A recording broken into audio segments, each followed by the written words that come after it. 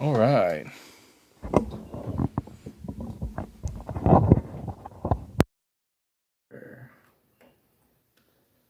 Now everything's all set.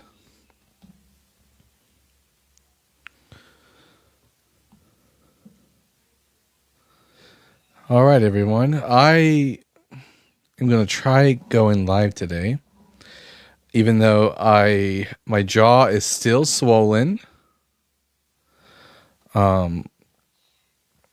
from going to the dentist a couple days ago. But we're going to try to power through it. I've already taken some pain meds, and we'll see how things go. Oppo says, good to see you, buddy. Good to see you too, Oppo.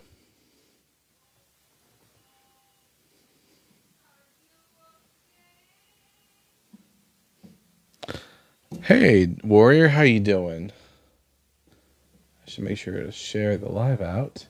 So everyone make sure to tap that screen and share the live with those you love, with those you hate, with your friends and with your enemies.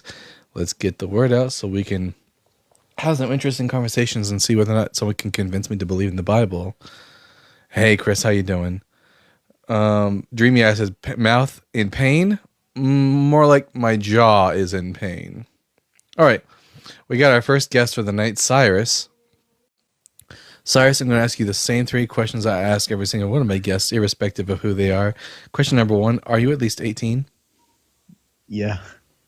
Question number 2, are you a Bible believer? Nope. Well, I am only taking opposition right now, but thank you for coming up, Cyrus. Oh, my bad. I thought I said, why shouldn't I believe in it? Oh, right. My bad. Sorry. Are you a Bible believer? No, I misread the thing. You said I... All right. Oh, why shouldn't I? Yeah, okay. I get you. Yeah, I'm only... Have a good day, brother. Yeah, you too. All right. First misfire of the day. Let's see. Oh. Hopefully y'all didn't hear that. All right, let's see. Big Popa, are you afraid of your religion being dunked on? Are you, Big Popa? You're going to bring up a friendly. This is my friend Jay or Micaiah. Is it... Okay, Micaiah or Micaiah? Micaiah, I just don't bother to correct people anymore. Yeah, for real. Because to me, I don't really know the name Micaiah all that much. Okay, we got our first guest, and it's a doozy, a returning guest. Let's see, Christian, if you're going to do a crash out for Christ this time. Now I already know you're 18 years old and older. I know you're a Bible believer and you go by he, him. So Christian, hopefully you don't crash out today. Do you have any good reasons why I should believe in the Bible? Yeah,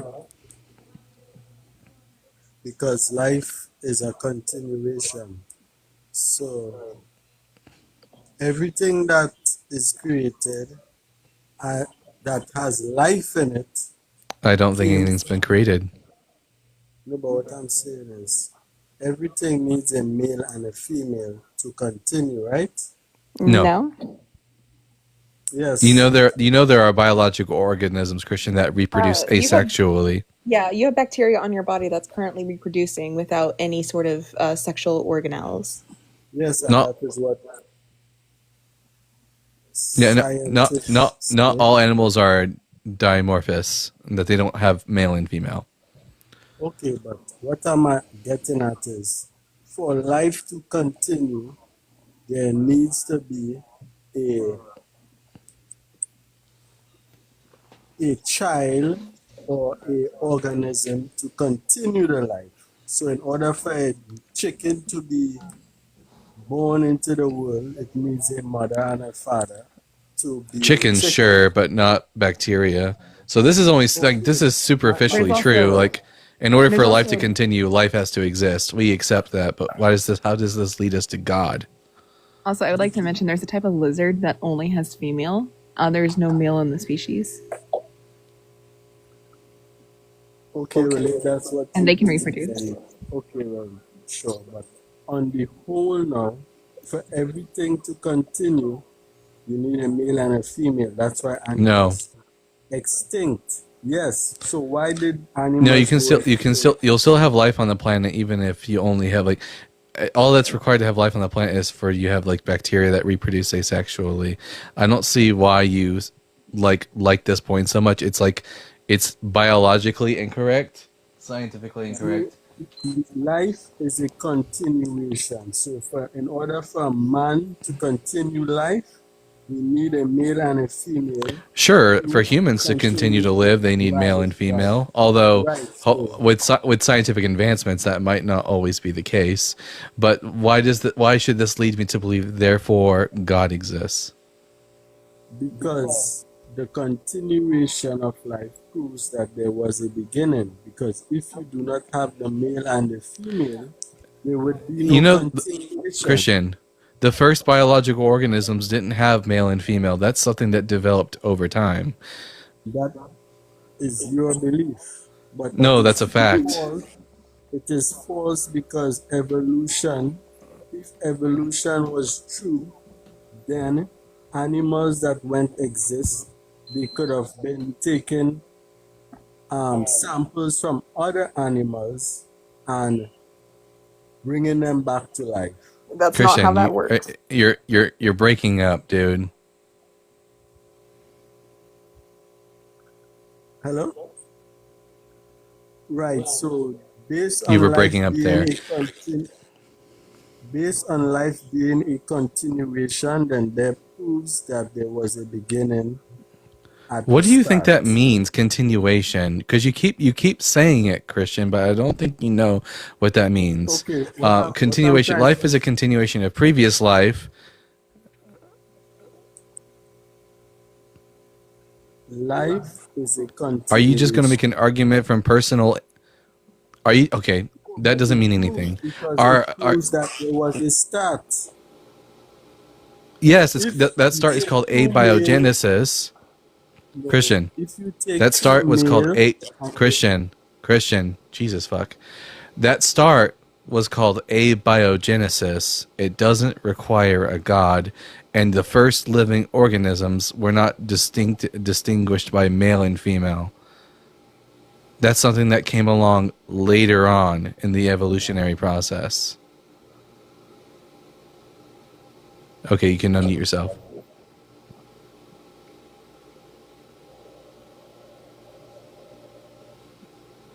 Gee whiz, he doesn't even know he's muted. can man create any living forms right now? We can create we can create amino acids, which are the building blocks of life in a scientific setting. All it requires is certain chemicals being met with electricity, and you can create amino acids, which are the building blocks of life. Can man create another man right now, other Oh, I than can. Oh, having yeah, I sex with a can. woman? No, you Oh, I can, mean, not with life. in Not vitro with life. fertilization. Yeah, in vitro fertilization. Not with life. Not with life. A man cannot create a man from nothing In vitro, and bring life well, into no, it. but no one Like believes that man was Frankenstein. So Christian. there's It's not actually a possible. scientific study that's going on right now. It's Jesus, deemed you might be unethical to brain dead. continue it. It's But not. Christian, if you'd let me speak for a second. So there's currently a scientific study that has created an embryo out of non-human materials. It is unethical to continue the study, so it will remain in embryo form forever. But we have done it. No, they have not. Christian, you You can don't even know also, what you're talking about. If it is they also possible to not use male. We can use 2 female eggs to create an embryo. That has been done. They don't live very long, but that has been done, and it is something that's still continuing to be done to this day. well, if they So, do you don't have live any very well, arguments? Do you then have any it's not arguments true. for your God that doesn't rely on personal incredulity or your ignorance on science? So you not accepting what I'm saying to be facts. Yeah, because That what you've doesn't said mean is I'm wrong. factually. Yes, because No, what it you is said is not factually wrong because incorrect. okay, let me ask you something, right? When animals go extinct, why do they go extinct? There are many reasons why animals go extinct. Sometimes they're Because hunted they are into no extinct. longer If you will let me answer, I'm not going to be yelling for this whole life. I have a swollen jaw. So, animals go extinct for a multiplicity of reasons. Sometimes it's because of environmental issues. Sometimes it's because they over hunt their own prey and therefore they don't have anything to eat. Sometimes it's because humans have hunted them into extinction. There are lots of reasons why animals go extinct. But again, what does this have to do with why I should believe in the Bible?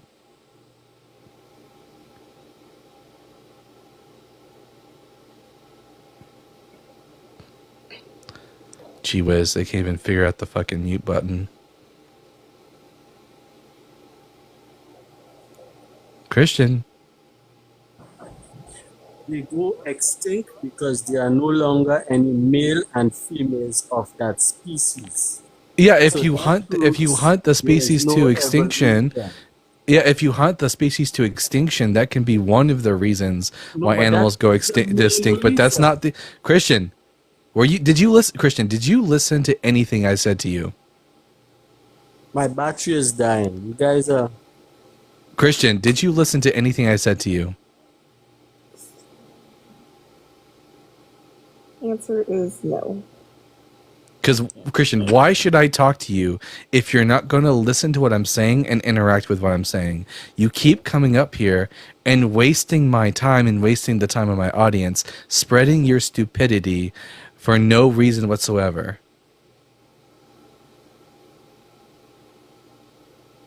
All right. Bye, Christian. What a waste of space. Parker says, waste of time, Dalton. Hang it up, guest. Yeah, absolutely. That was a huge waste of my time. But it was, you know what? We got our first guest in for the day.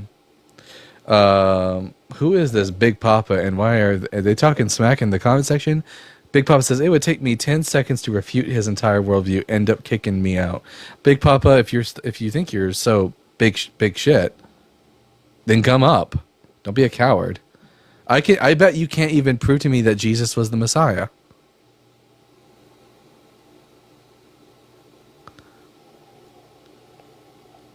Oh, do they not have enough followers? I mean, you just have to They- have a TikTok account for 2 months, and that's technically qualified to be a guest. They have 945 followers. They should be able to come up. Oh yeah, I used to be able to go up on lives with 50. I think they might just be too scared. Chicken. Big Papa is too scared to obey 1 Peter 3:15. Yes, it says, always be ready to give a defense for the hope which is within you, but do so with reverence and fear. Mike D says, sup, Dalton? What's up, Mike D? Where'd he go so quiet? Yeah. Who is this honest merchant that you keep talking about, Sork? I know, really, these atheists pick and choose so they won't lose an argument. No, I think you're confusing me with a Christian, honest merchant. It's Christians that pick and choose from the Bible in order to make their point. Dalton has and will change his point of view if evidence is presented. Yeah. All right, we got our next guest up. His name is Paul. Paul, I'm going to ask you the same 3 standard questions I ask all my guests, irrespective of who they are. Question number 1, are you at least 18? Yes, yes. Question number 2, are you a Bible believer? Yes, I am. And question number 3, what are your pronouns? The what? What are your pronouns? Your ears should give you the clue regarding what my pronouns are. No, I don't make assumptions. Just tell me what your pronouns are. I don't participate in demonic activities. Yes, it's not Pronouns. demonic. That It's sound like a Paul. man It's a to you. pronoun. Paul. Address me as a man. Paul. No. Paul. No, It is a pronoun. It's not Drop Paul. It's me, not you demonic. schmuck. It's not demonic activity, you putz. It's English grammar. And by the way, I is a pronoun. So by But using I the sound word like I, a man to you. no. Go with it. So no. So what are your pronouns? I didn't I'm ask not if you were a trendy man. guy. I don't go with the I didn't. trend. I didn't ask if you were a man, Paul. I asked what your pronouns are. Pronouns. What relation do they have to Do you what go I by have? he, him, she, her, or they, them? If you want to have this conversation with me, I Paul, you have go to answer by this. what God damn. If you want to talk to me, Paul, you have to Yes. answer this question, or else you won't I'm get not the gonna opportunity answer. to I'm not gonna spread your answer that question. propaganda. No, I'm not gonna answer Okay. that question. All right. If you Okay. refuse to participate in the conversation, then you don't get to talk to me. It's that simple.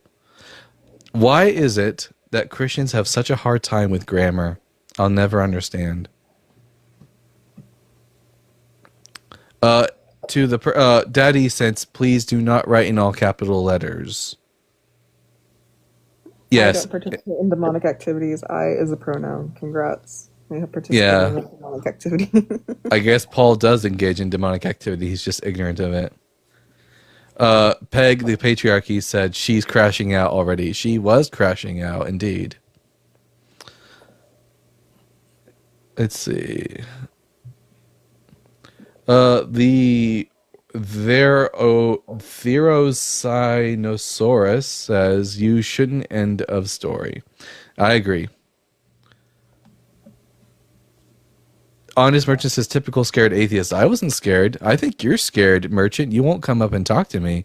I'm more than happy to have a conversation with whoever wants to come up, but they just got to answer the questions. And if they don't answer my questions, why should I talk to them?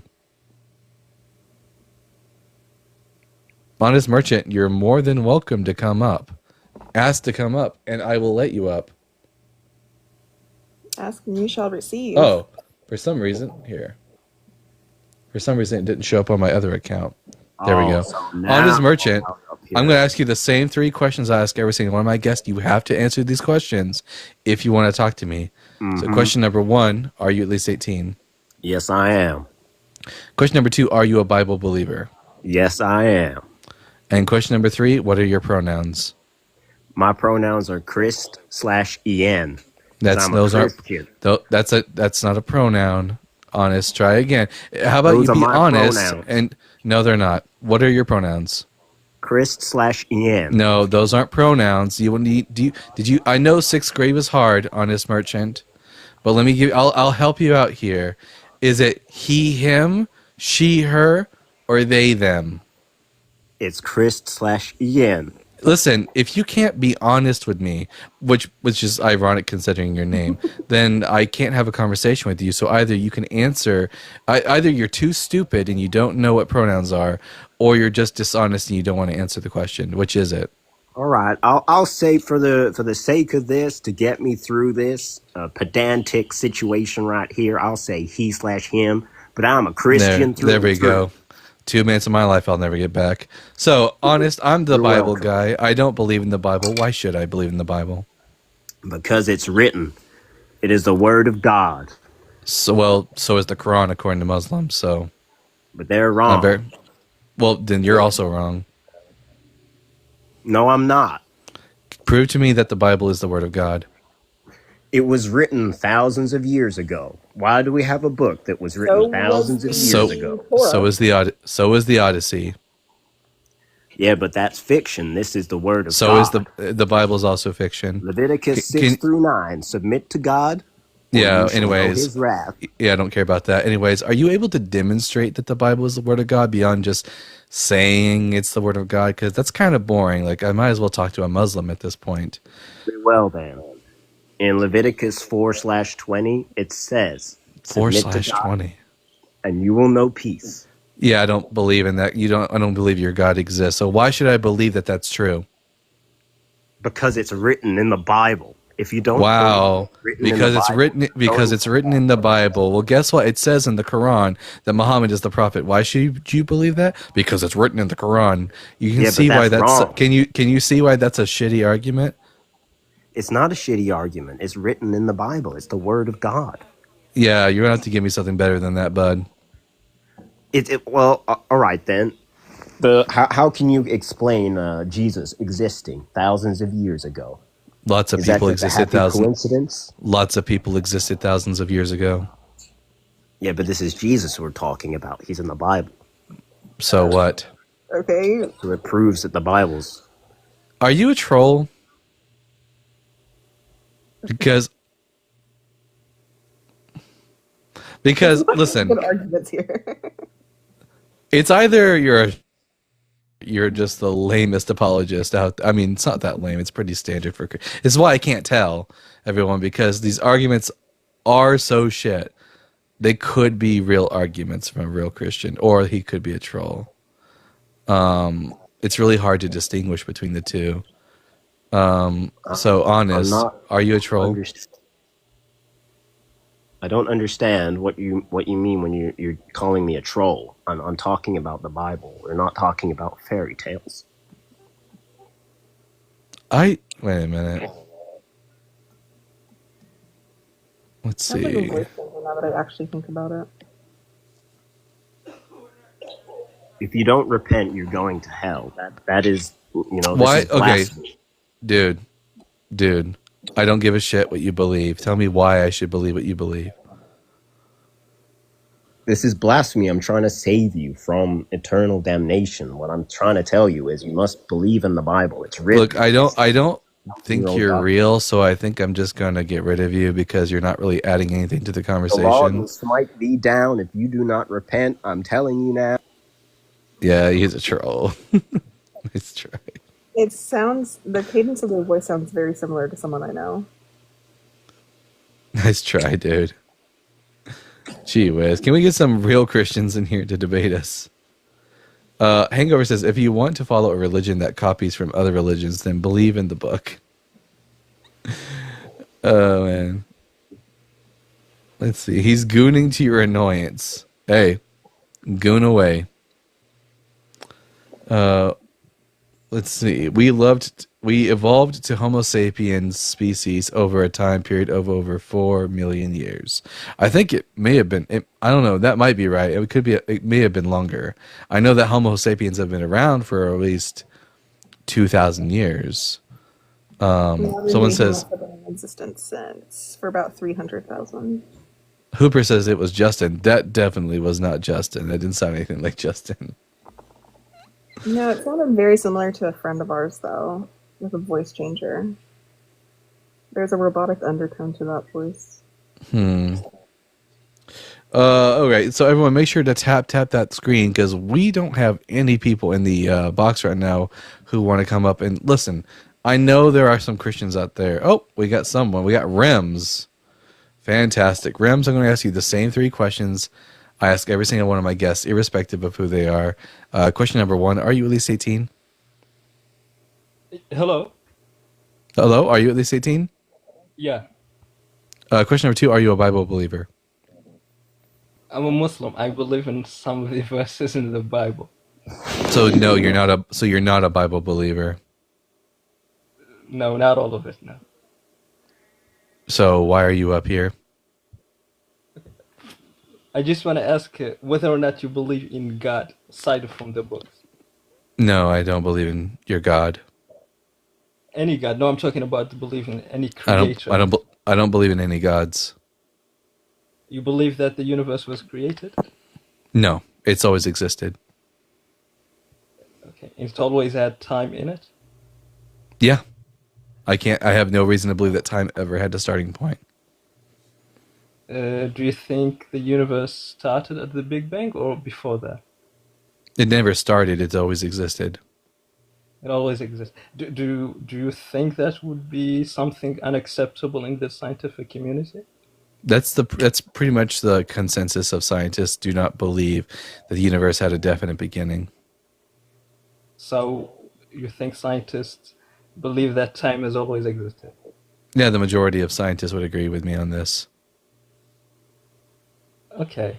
Well, I think scientists would say that the time and matter was singularity right at the Big Bang, and then they started up. They don't think that they were created at the Big Bang. The Big Bang happened, but it's not the beginning of the universe, because what science does tells us is that matter cannot be created nor destroyed, meaning it did not come into being. It's always existed. Yeah, I'm talking about time. The issue here is time. And I'm gonna try to be clear. You can't have time stretching infinitely in the past. Why not? Because we exist.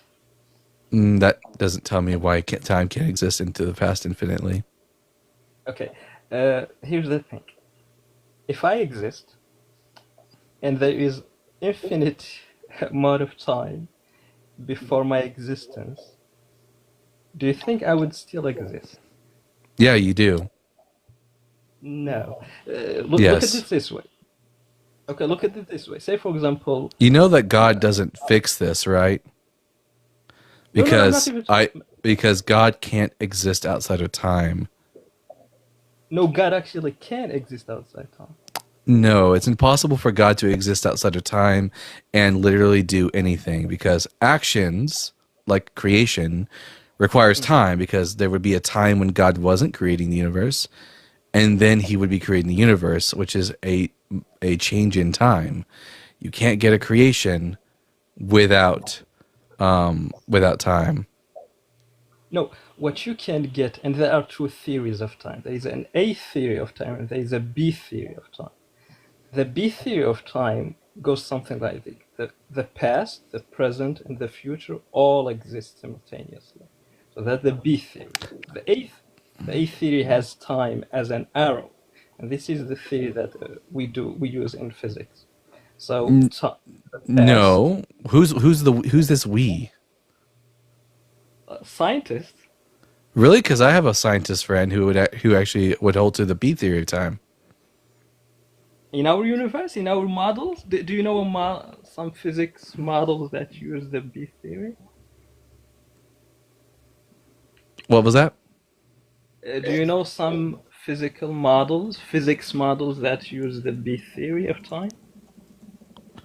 1 second. Okay. I'm messaging a friend of mine who actually is an actual physicist. I think his position is that the B theory time is probably more accurate to the universe. But anyways, why should I believe that A theory of time over B theory of time? Okay, that's good. So you said, I'm gonna just say this. You said God cannot exist in time. So if the B theory is He okay, can't. then I God said he can can't exist outside of time. What, right? Then God can exist in that universe. What was that? Right? If the B theory, you're okay with the B theory being a plausible theory, right? Mm-hmm. So God can exist outside time. No, the B theory, that wouldn't mean that God exists outside of time. If the B theory, which says that time basically doesn't exist, is a plausible theory, then wouldn't it be okay for a being that doesn't depend on time to exist? No, he would be as subject to time as the rest of us. No, in a universe governed by the B theory, there is no time. Where There is no notion of time. all points of time are equally real. Exactly. There is no. Yeah, he would just be as subject to it as we are. He would exist within the cosmic order, and be existing from his perspective from one moment to the next, just the way that we do. The way we do in our universe, or Yeah. in the universe. Let me just save you the time. I have zero reason to think that any being could exist outside of space and time because a being that exists in zero space and zero time is basically non-existent. That's very good. That's very good. Okay, here's the thing. Do you think that our universe is expanding? Yeah. Currently expanding, although the current DESI data seems to insinuate that it's going to eventually collapse in on itself. And where do you think it's expanding? Do you think it's expanding? In every single space of every single spot of the universe, it's expanding. No, I'm not talking about whether or not it has a center. I'm talking about the universe is expanding, so it's gaining space, right? Yeah, So what do you think is out there of our universe? we don't know. Yeah, but you said there is nothing that can exist outside space, right? Yeah, as far as we can tell, something that exists in zero space is just a thing that doesn't exist. Okay, that's. I would just say that that's not something scientists agree on. Well, not even agree on. Will agree with. But let's say this. Let's say this. Let's focus on our universe, which has time. Do you think our universe, in our universe, do you think the past, the present, and the future are independent of time? Are all simultaneously existent? Well, if B theory of time is true, then all past, present, and future are all taking place in the same moment of time. Yeah, They're all but in our equally universe, present. yeah, okay, let's say I'm not a scientist and you're not a scientist. None of Are us you? have. Wait a minute. Are you a scientist? Yeah, yeah. What kind of scientist? Material science. What is material science? Are you a can look it up. physicist? Yeah, physicist. Yeah. You're a physicist. Yeah. I somehow find that hard to believe. You don't sound anything like a physicist. Because I'm not. I did it in French. I do my research. I know. Listen, I know that in your religion you're allowed to lie, but I would ask that you don't lie to me. Well, okay. I'm not gonna make any insults nor accusations, but actually, I am a physicist. It's just my English is not my first language, and I don't have the terminologies in English. I have them in French. Yeah, But it's okay. I'm calling bullshit on this. Ricky, It's I did okay. not mean to invite you, so ignore that. Anyways, It's okay. It's okay. yeah. Why should Why should I believe that anything can exist outside of space and time? Our universe. If you believe, our universe has always had time in it, Mm-hmm. then that's a mistake. Because that means, and I know explain it, that means, How is this explaining whether or not a being can exist outside of space and time? yeah, I'm gonna do it in two steps. First, I will prove the fact that time must have started at some time, at a given point in existence. And the second step would be because time started to exist, there must be a being that exists outside of time. That being can be our universe. It's possible that our universe had stayed without time and had gained time at some point. How does a god do anything if there is no time? How does he go from doing nothing to Yeah. doing something like creating? Because that requires time. In Yeah, order to move from not doing something to doing something requires time. No. Can you because define you're- time for me? What? Can Because you you're define saying time? it. Define time. Oh, that's beautiful. That's beautiful. That's beautiful. I can't.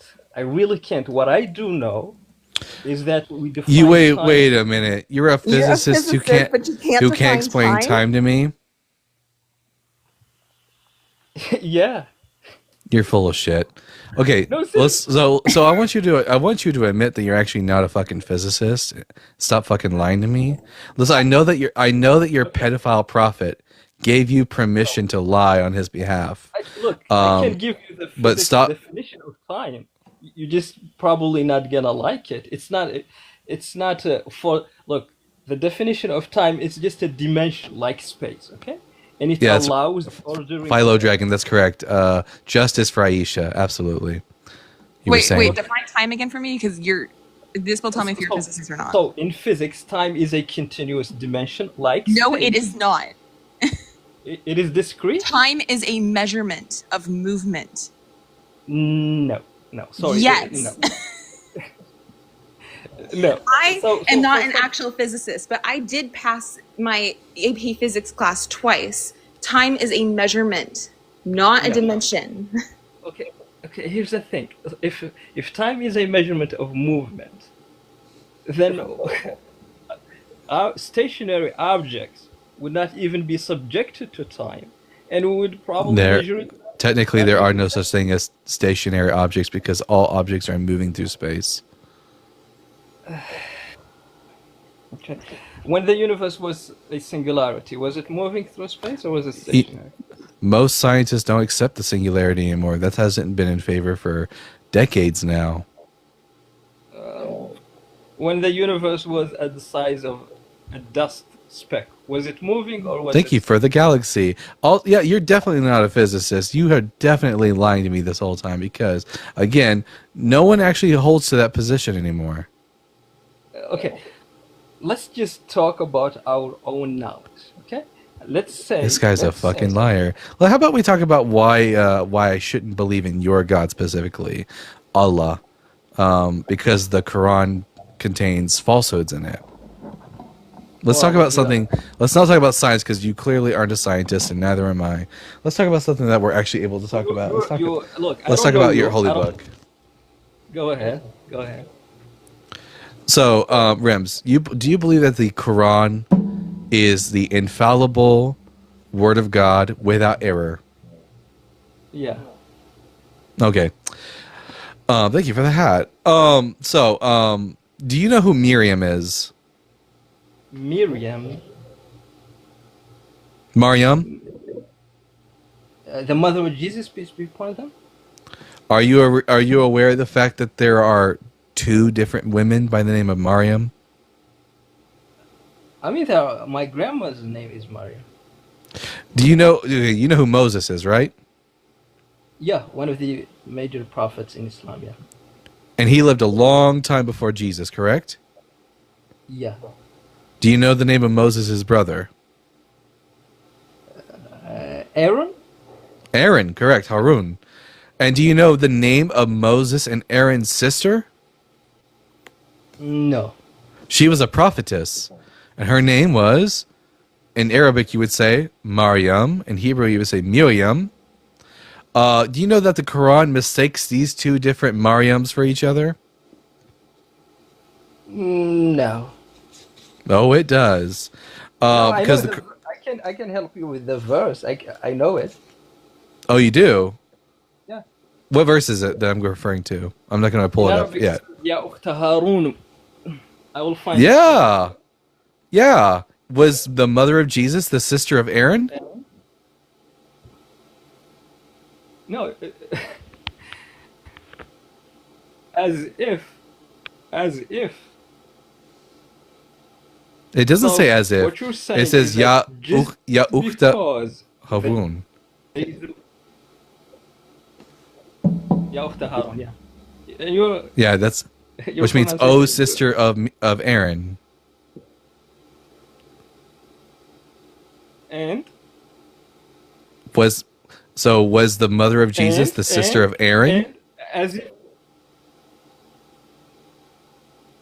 Was Aaron? Do we have only one Aaron? Or do we have one Aaron? Well, the problem is that not only is Maryam's brother called Aaron, but what's the name of her father in the Quran? Imran. Right. Who was the father of Imran. and who was the father of Moses, Aaron, and Maryam?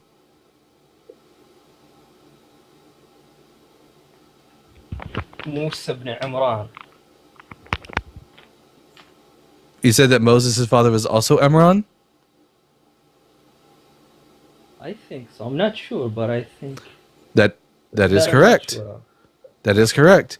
The prophetess Maryam, who was the sister of Moses and Aaron, had a father named Amram.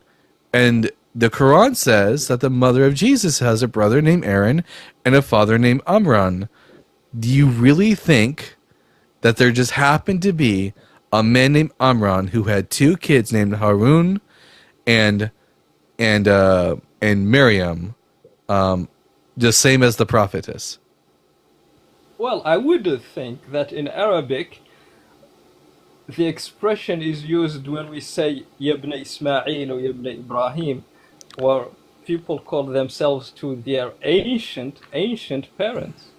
So it's Really? just an expression. Ems, is that true?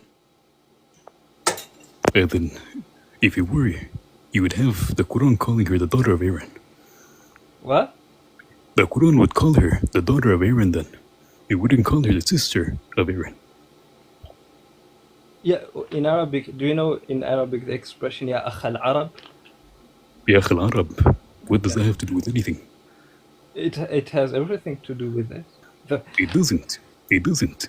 When you see that it is calling her by an ancestor of hers, then why would it say that her ancestor, which would be Aaron, why would it call him her brother, not her father? Okay, sorry, I didn't hear you. I didn't hear you accurately, Let but I me- tell you this. Let me, Dalton, I'm gonna use my mic. Just bring me up on my other device. Go ahead. Okay. So I'm gonna say this. So what the tafsir, or at least what the scholars say, is that Harun was a good man, a righteous man at that time, in her time, and people, when they called her Ya Ukhta Harun, were saying, "Oh, sister of this righteous man," as in she's a righteous woman like him. So they found this to be when she brought Jesus, they Do found we it to be do we see this language for literally any other person? what? Do we see the same language being used for literally any other person? Oh, I got M's back. There we go. M's actually speaks Arabic, so I'll let him handle this. Good. Yeah, go ahead, handle it.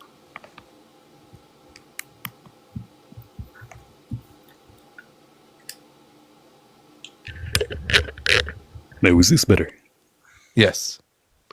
Go ahead. As I was saying, if it is calling Mary by the name of her forefathers, then it would make sense to say, "O daughter of Aaron." It would not make sense for the Quran to call her the sister of Aaron. Okay. Well, Okay. And? Okay. would it call her in one verse the sister of Aaron and the daughter of Imran? What is the distinction if both of them lived dozens of generations before, and the difference between Aaron and Imran is just one generation? Okay. So what I'm saying is that in Arabic you can call someone with their ancestors. That's one thing. The second thing, in this verse here, what the scholars said, that Harun was a righteous man who lived in her time, and they called her Ya Ukhta Harun, as in you're a pious woman as Harun. So why did you commit this sin? But that is simply not something that is implied within the text.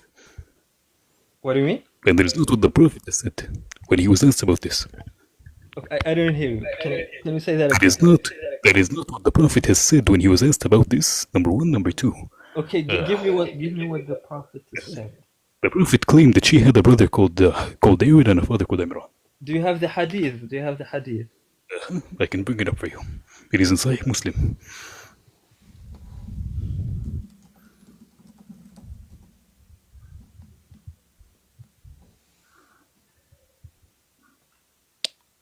It is Muslim 2135.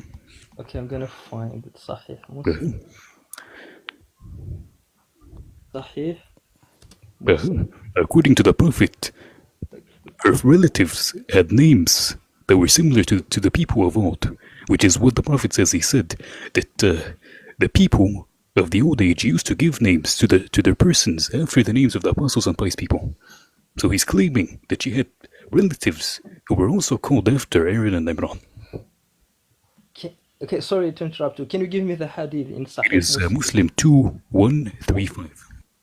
2135. Uh-huh.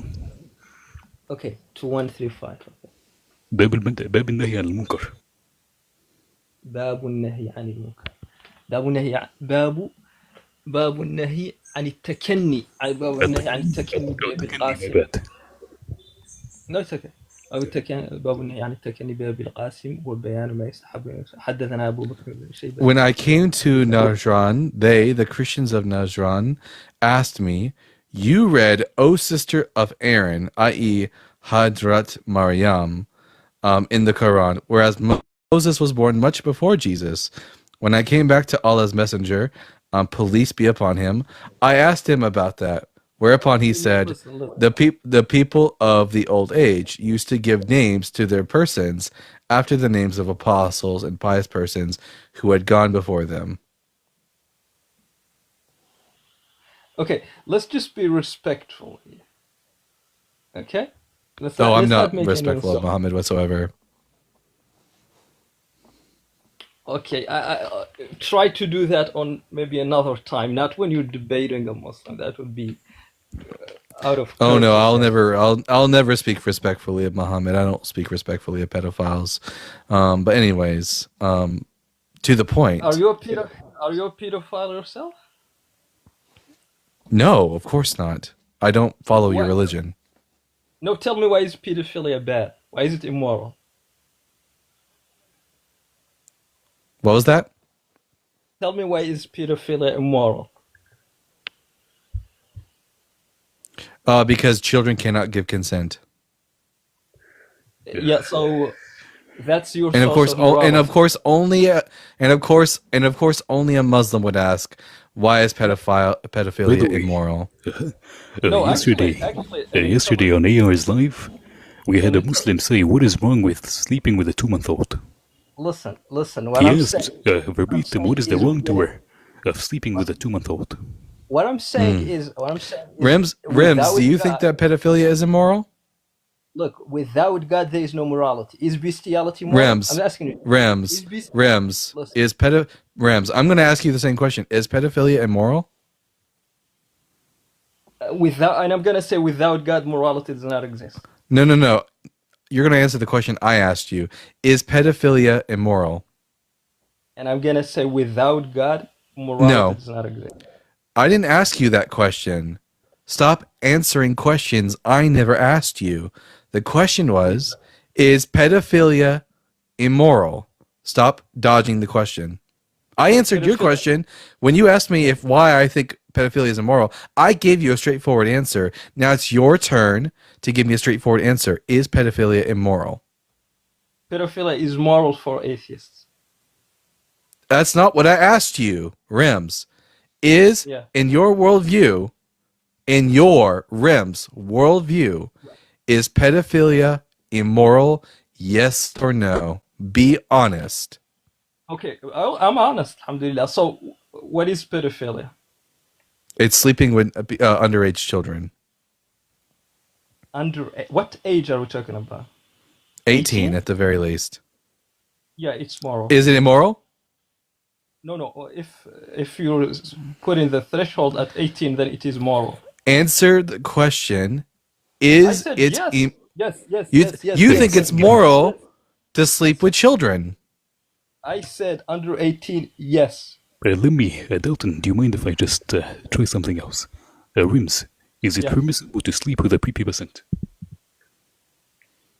As a husband and wife? If you're married to a prepubescent, can you sleep with her? You can't marry a prepubescent. Yes, you can. No, you can't. By Ijma, yes, you can. I need to get a red flag. By Ijma, yes, you can. Is that in the Quran? Yes, it is in the Quran, in the fiqh, and in the hadith. No, show me the Quran.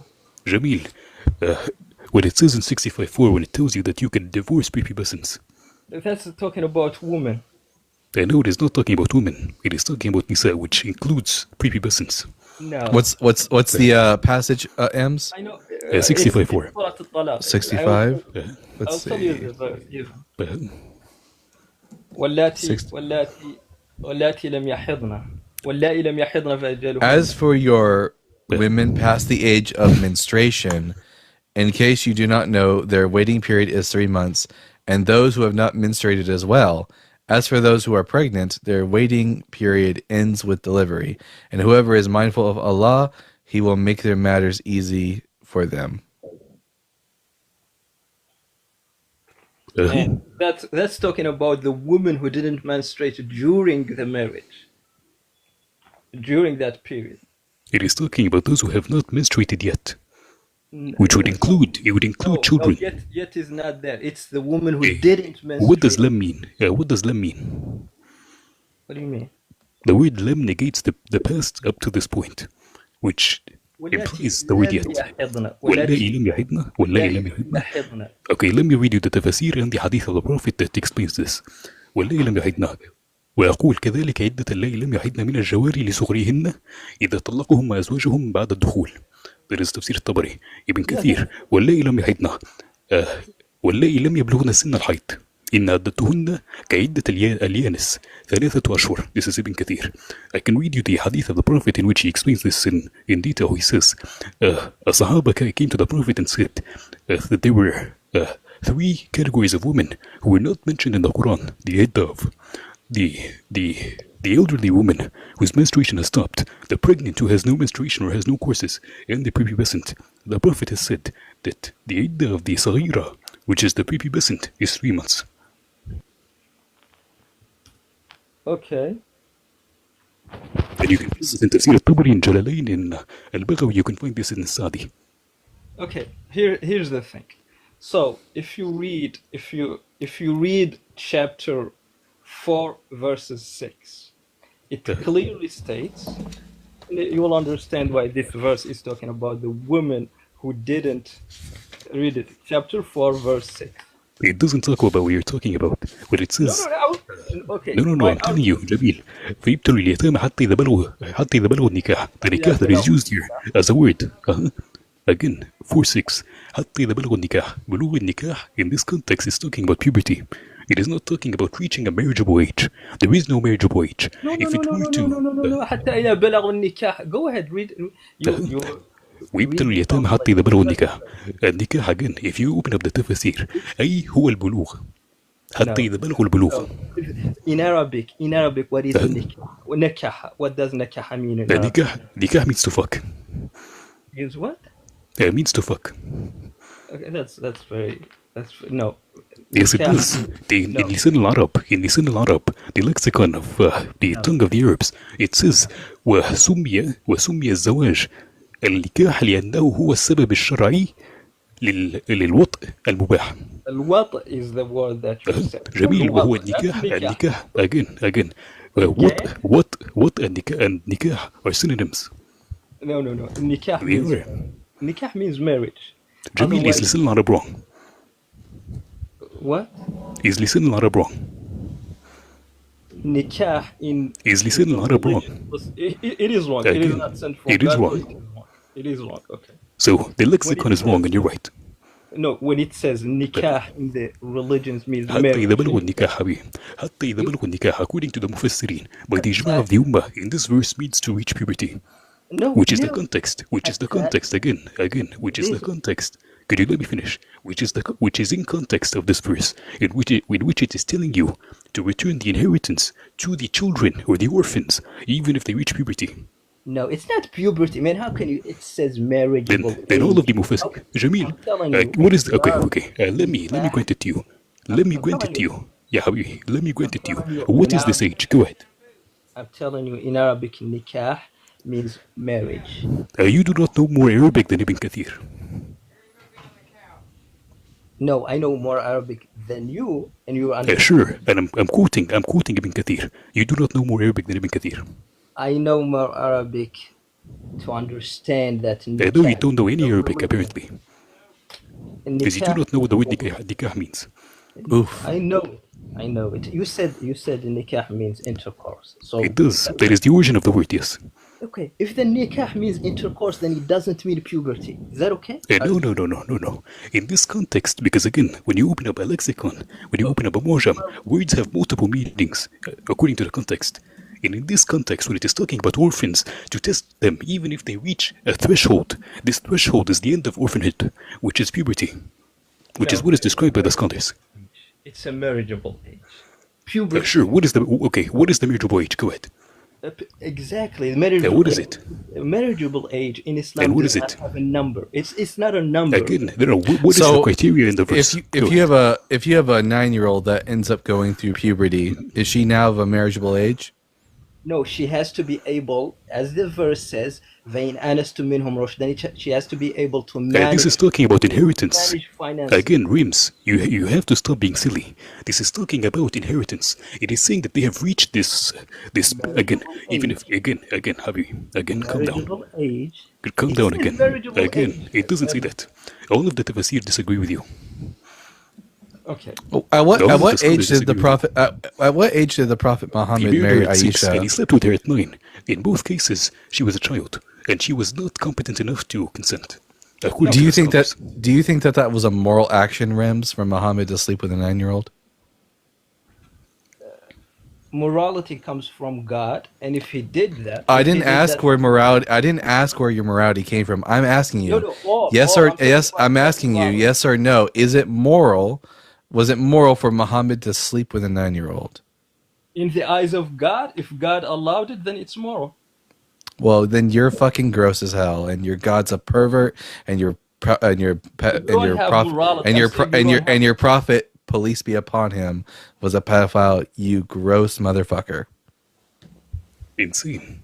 And he's lying. He knows he's lying. Because when Oh we yeah. say, when we're using, like for example, when you say the word fuck in English, the equivalent of it in Arabic is dak, which is, again, a version of the word.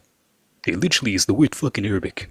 And Oh this yeah, we is know what the he's a English liar means. because he lied to us. He claimed to be a physicist, but couldn't even explain what time was. Yeah. So It's like one. I allowed that conversation this time, but just so we're clear, I'm looking for people who believe that the Bible is true to have a conversation with us. But Ems, you're everyone like make sure you follow Ems because he's a rock star. Thank you for All having right. me up, Delta. I'm gonna be in the Ab- comments. Bye-bye. Absolutely, bud. Bye. All right, we're gonna bring up our next guest. I'm Yeah, so guest. What is your name? my name is Amir. So Amir. Amir, are yeah, you at least 18 years old? yeah, I'm over 16. So No, are you at least 18 years old? oh, am I at least 18? Oh, yeah. Okay. So Okay. Are you a Bible believer? Because I'm only bringing up people who believe in the Bible. I thought you were just having a discussion with the other Muslim who was talking about No, marriage. I allowed that pedophile protector to come up for a moment, but generally we are only here to Why talk use about the this language Bible. though? I'm only here to. Do you believe in the Bible? Why use that language though? Like I don't Because know. he was a pedophile Because it protector. just seems very disrespectful, to be honest. As a Yeah, language. I don't respect pedophiles. You Yeah, do realize she was physically and mentally mature, right? I know. No, she wasn't. She was fucking Yo, playing she with was. doll. She was playing with Scholars dolls, unanimously agree. Amir. She was playing with dolls. She was a 9-year-old, and no 9-year-old is mature enough to have sexual relations with any man. You pedophile protector. Okay, so You clearly don't believe in the Bible, and you're a child. And under your religion, I mean, if you're lucky you're not a girl because in your religion, whew, gee whiz. Anyways, gee whiz, for fuck's sake, I agree. Anyways, Mature at 9 years old is a crazy statement. I'm pretty sure the hadiths say that she was playing with dolls. She was not mature. Fire says, I thought Christians were bad. They are bad, but at least most Christians have the decency not to like stand for pedophiles. Oh well. Well, if they do, they always claim historical context is important. Yeah, because Mary they, was what, between the ages of 12 and 14? which means that at least they don't actually believe in objective morals. They think morals are subjective to the society. So But anyways, everyone, make sure to tap that screen, share the live with those you love, with those you hate, with your friends, and with your enemies. And let's get some Christians to come up here and tell me why it is that I should believe in the Bible.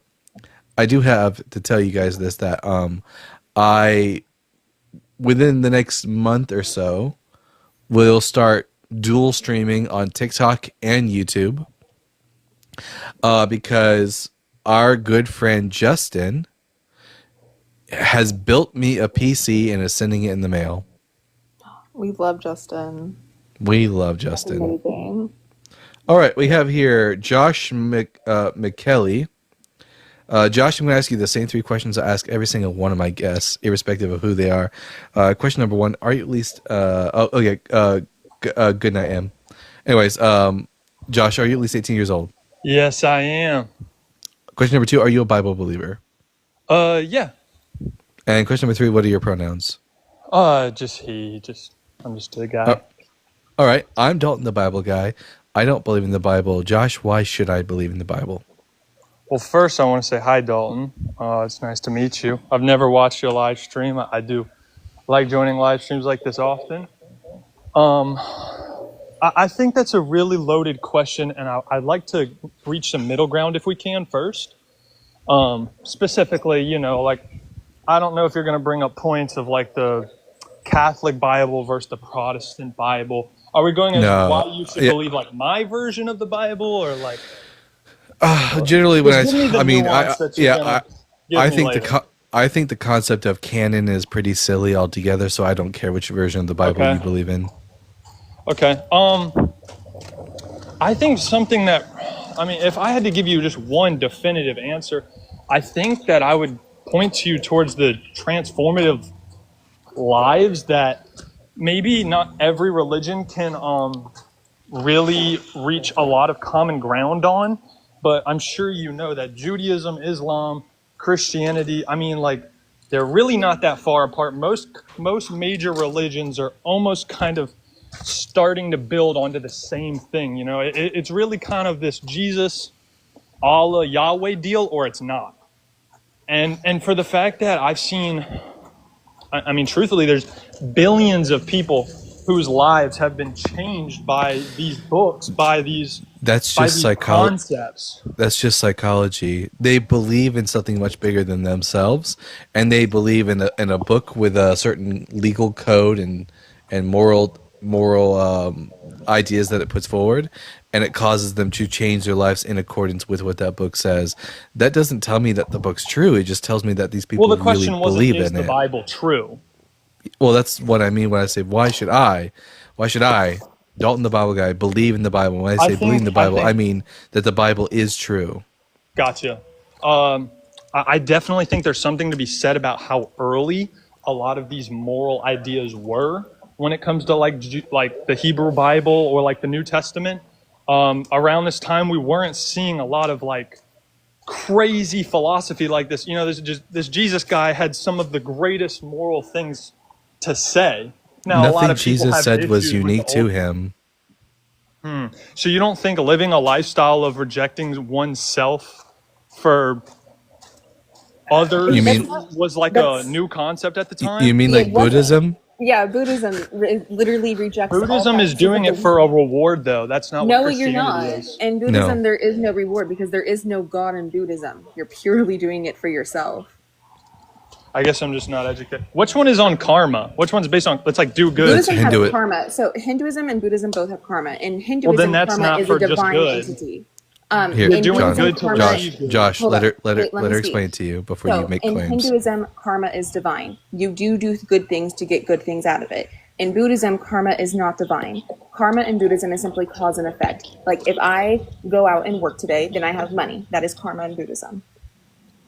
We have two different forms of karma. We don't believe in Buddhism there is nothing that is divine. Okay, I got you. But is that concept of karma still not transactional? Do good to receive good? That's Sure, because but in your religion's Buddhism, you can do good transactional. and still receive bad. Okay, could I have you explain how Christianity is transactional? Sure.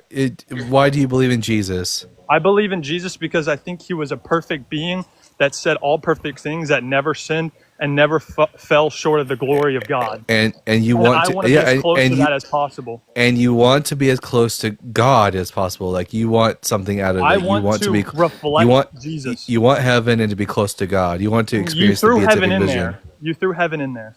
You want to experience the beatific vision.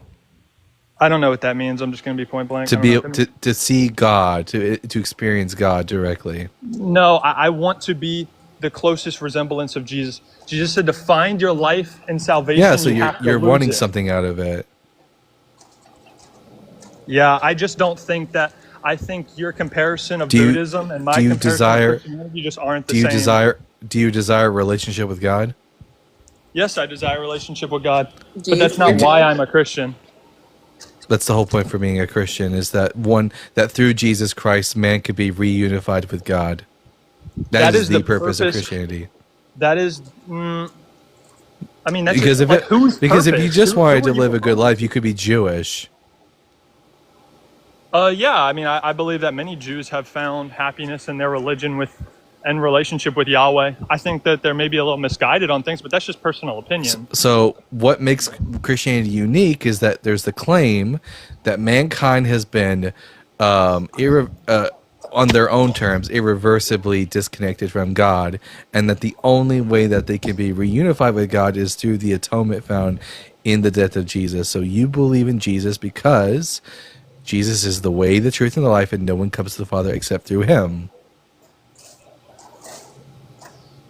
Yeah, I think you're maybe putting ideals into my mouth. That's not exactly how I would describe it.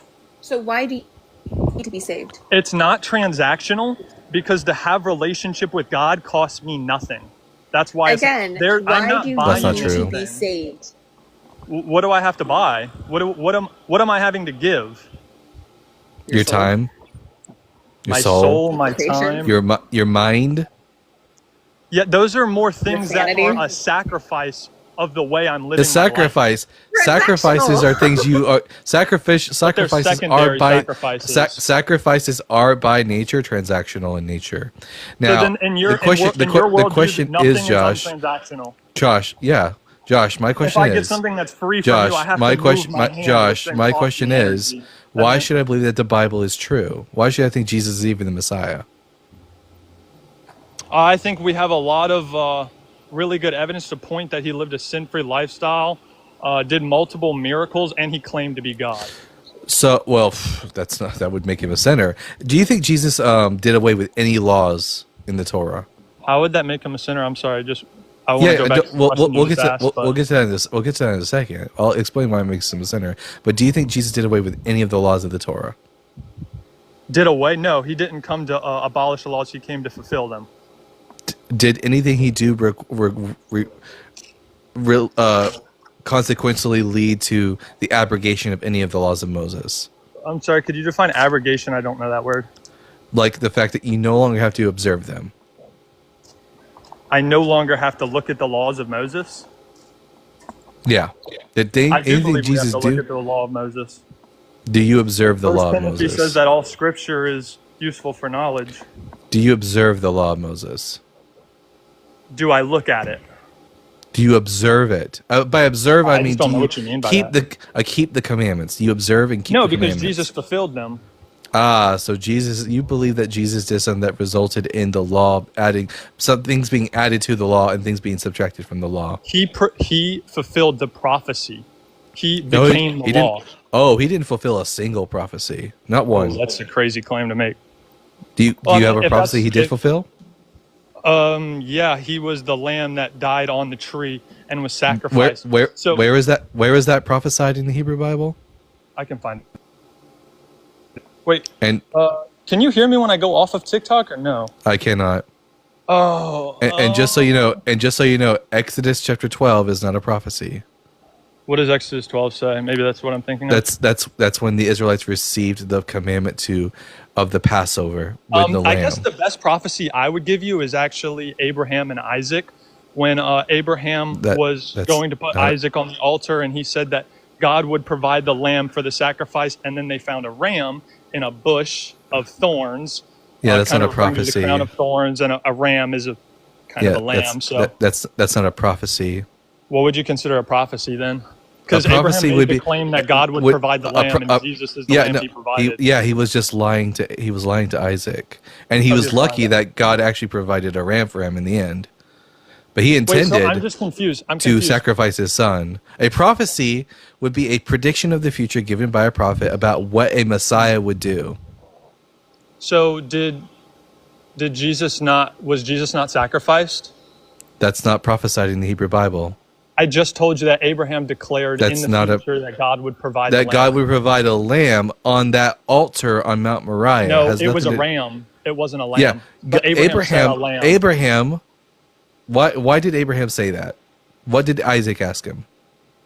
Where's the sacrifice? Yeah, and when Abraham responded that God will provide the lamb, what is he referring to? What is the actual plain meaning of the text? So literally, Isaac is asking about like, where are we going? Like, where is the object we're sacrificing? But like, kind of metaphysically, Abraham is answering towards the future. He's prophesying. No, all Abraham is doing is lying to Isaac because Isaac doesn't know that he's about to get murdered by his dad. Yeah, I don't believe that. I have no reason to, even if I believed in the Hebrew Bible and if I was Jewish, I would have zero reason to think that this is a prophecy other than it's just simply Abraham telling Isaac what he needs to hear in order for him to not get freaked out, because the whole context is God will provide a lamb on top of this mountain that we are traveling for the sacrifice we're about to make. And Proverbs as well, it also prophesies that God has a son. It asks what his name is. Yeah, the name you want to know what the answer to that is? Melchizedek is also kind of like a prophecy of Jesus. Whoa! Before we jump to Melchizedek, you made a claim about the Book of Proverbs. We're going to go to the Book of Proverbs. Okay, that's cool. Now, you made the claim that God has a son in the Book of Proverbs. This is true. The answer for that question of what is his son's name is actually given to us throughout the Hebrew Bible. Would you like to know what the Hebrew Bible says about God's son? It's like Yeshua or Yeshua, like kind No. of different variations of that same name. No. Exodus chapter 4, verse 22. And you shall say to Pharaoh, thus saith Yahweh, Israel is my firstborn son, and I say to you, let my son go, that he may serve me. Okay, but Proverbs isn't talking, it's talking about a divine figure. If you read Proverbs, you'll see it's obviously not talking about Israel. What makes you think that's referring to a divine figure? By the way, the individual that goes up to heaven and it comes down to heaven. Yahweh, and then asks what it describes the Yahweh name of his son is. And what? So is Israel a name of a person? Israel's the name of God's son in the Hebrew Bible. Gotcha. I mean, it also says that I'm a son of God, and the son is not you're a son of God. The son is. I don't think that verse is talking about me and the you. son is not. The son in Proverbs 30 is not described as being divine. It gives a few descriptions about who does this and who does that, and it says, "What is his name?" Mm-hmm. The answer to that is Yahweh, and then it asks a new question. And what is his son's name? It never says that the son is responsible for going up to heaven or going down or holding back the ocean waves. The son doesn't do that. The Yahweh does that. Also, a direct prophecy is the fact that all of the Exodus plagues match up directly with Jesus' life. He turned water into wine, just like in the first plague. That's not a prophecy. That's not a prophecy, Josh. What would you call that? Prophecies. That's called a narrative. Big old coincidence. It's called a narrative. Give you yeah, like the Josh. Prophecy when that I want to explain Josh, too. Josh, no. Here, let me be very crystal clear with you, Josh. When I say prophecy, I don't mean a story. I mean a narrative. I don't mean poetry. I mean a prophet speaking a prediction about the future. That's not what the Exodus story is. Yeah, I don't know if maybe if I want to go down a different route, because I don't necessarily believe, this is pretty controversial, but I just haven't found a lot of great evidence, so it's not something I subscribe to. I don't believe in like a future telling in the Bible. I believe that prophecy is more of a declaration. Future telling is all throughout the Hebrew Bible. Have you read the prophets at all? I don't think it's future telling in the terms of we've seen the future, therefore we know the future. I think it's more in terms of I can do the future, therefore I can declare the future. No. Like, for example, if we read Isaiah chapter 2, it literally gives you a prophecy of the future. It shall come to pass in the latter days that the mountain of the house of Yahweh shall be established as the highest of the mountains. And then it describes that the Gentiles will go to Jerusalem to learn the Torah, and that God will bring forth peace among the nations, and they shall not learn war anymore. That's a prediction about the future. Gotcha. Yeah, like I said, I just can't go on my Bible app to even check the context of what you're saying. This is just going to be kind of a hard angle for me, just because I haven't really done a deep research into this. Well, it's not that I haven't read the Bible. I mean, I'm literally quoting it off of my top of my head right now. I don't have a Bible in front of me. So, but yeah, it's just not something I've gone into as like direct future telling, because we know the future. I think it's more of a declaration. We don't know the future. The prophets speak about the future because supposedly, allegedly, Yahweh gives them the insider track. Wait, what do you mean? the prophets predict the future repeatedly in the writings of the prophets. Literally, like the vast majority of First Isaiah, which is Isaiah chapters 1 through 39, are prophecies and oracles about the future demise of certain nations. Okay, can you not declare something without knowing it for certain in the future? When it says, "Thus saith," when it literally says, "It shall come to pass in the latter days," what is that? What does that mean? When the prophet says that, what does it mean? In the future. Yeah. "Vechaya be'achrit hayamim." This is a declaration about what's going to happen in the future from the mouth of the prophet Isaiah. Dalton, do you understand what I'm saying at all, or are you just not understanding my point? Because I feel like we're kind of talking circles. It seems like you don't understand that there's future predictions in the Hebrew Bible. Okay, Dalton, if I say that tomorrow you're going to fall, I'm not omnipresent and omnipotent, so I couldn't know that unless I planned on tripping you. That's my stance. But the prophet Isaiah doesn't say something as trivial as "you're going to fall tomorrow." He makes the declaration that in the last days, Israel will be highly lifted up and exalted among the nations, that the nations will flock to the land of Jerusalem to learn the Torah, and that all nations will no longer learn war anymore. That's not a trivial, like something I'm going to make happen tomorrow. That's like him declaring what's going to happen in the future. Yeah, I mean, like I said, this isn't really what the topic is. This kind of feels like a little bit of a red herring. No, it's not a red herring. You made the claim that Jesus fulfilled prophecies, but you don't seem to know what prophecies are, and you're not able to point me to one that he did fulfill. Well, no, you point to narratives and you call them prophecies when they aren't prophecies. Like if you have to point to stories and make the claim that they have esoteric, hidden meaning to them that you can't understand just from reading the text, that sounds like cope and bullshit to me. Like if we were Jewish men, Josh, living 100 years before Jesus, what would you be able to tell me about the Messiah based on what the prophets say? Well, couldn't I just call you kind of stupid for not thinking Jesus claimed to be God? I mean, are we really here to just kind of like poke fun at each other? Or Jesus didn't claim to be. Well, Jesus didn't claim to be God. Oh, that's really interesting. That's actually crazy to me that you seem like a really smart guy, Dalton, and you have to at least admit that he claimed to be a divine figure of God. No, he didn't. He claimed to be divine. He didn't claim to be God. Gotcha. Wait, can you elaborate that? I'm genuinely curious on what you mean by that. That within Second Temple Judaism, the term divine had a broader scope than just referring to God. Archangels were seen as being divine, for example. But he was human. So he was a divine human, like he was like an angelic human. The early Christians thought that Jesus was the Logos. Early Christians were Gnostic. I don't really care what early Christians thought. They weren't Gnostics. Anyways, the early Christians like Paul, for example, would have thought of Jesus as being identical with the divine Logos, which is an archangelic figure. So he was an angel that was born on earth.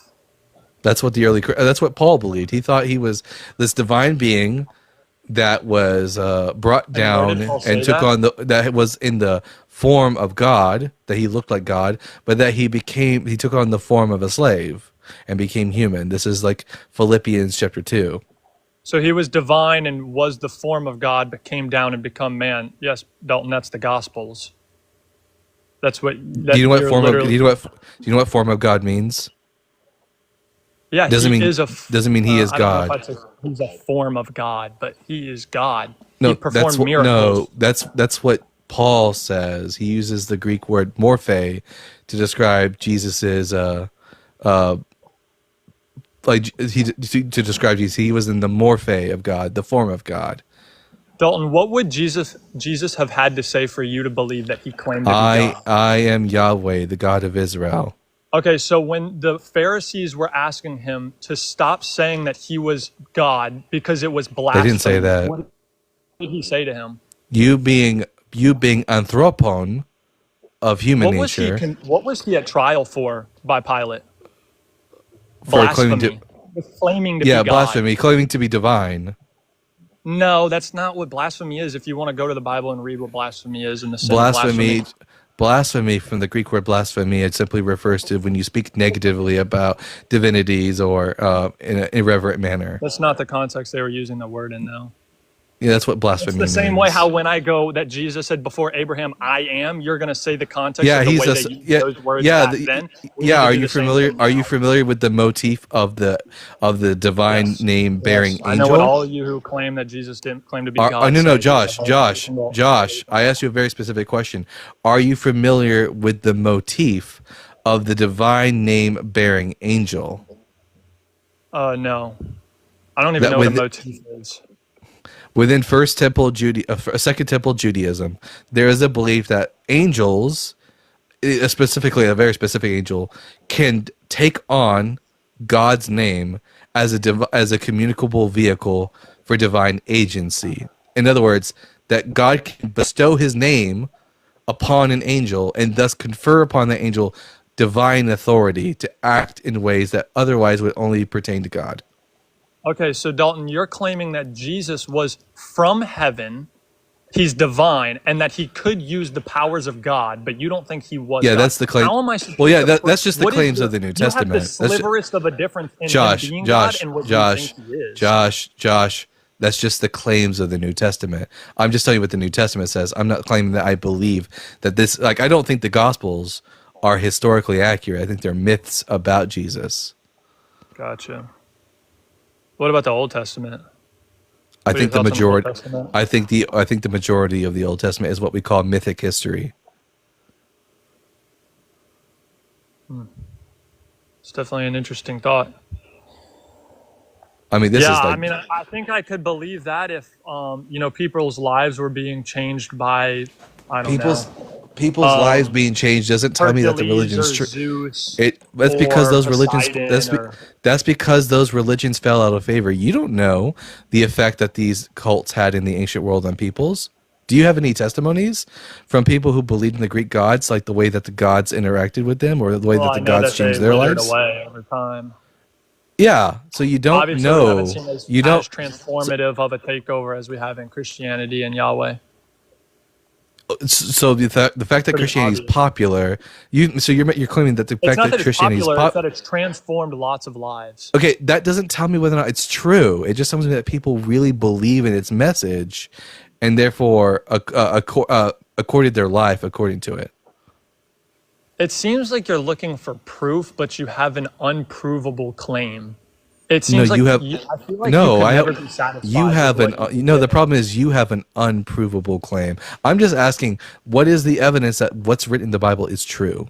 Well, when you say, why should I believe in the Bible, that has to assume that you can believe in it. But if you've just figured out every way to dance around any piece of evidence, It's not a then I can't even dance. It's answer not a it for you. dance. This is just facts, and the facts don't agree with your worldview. Is the problem?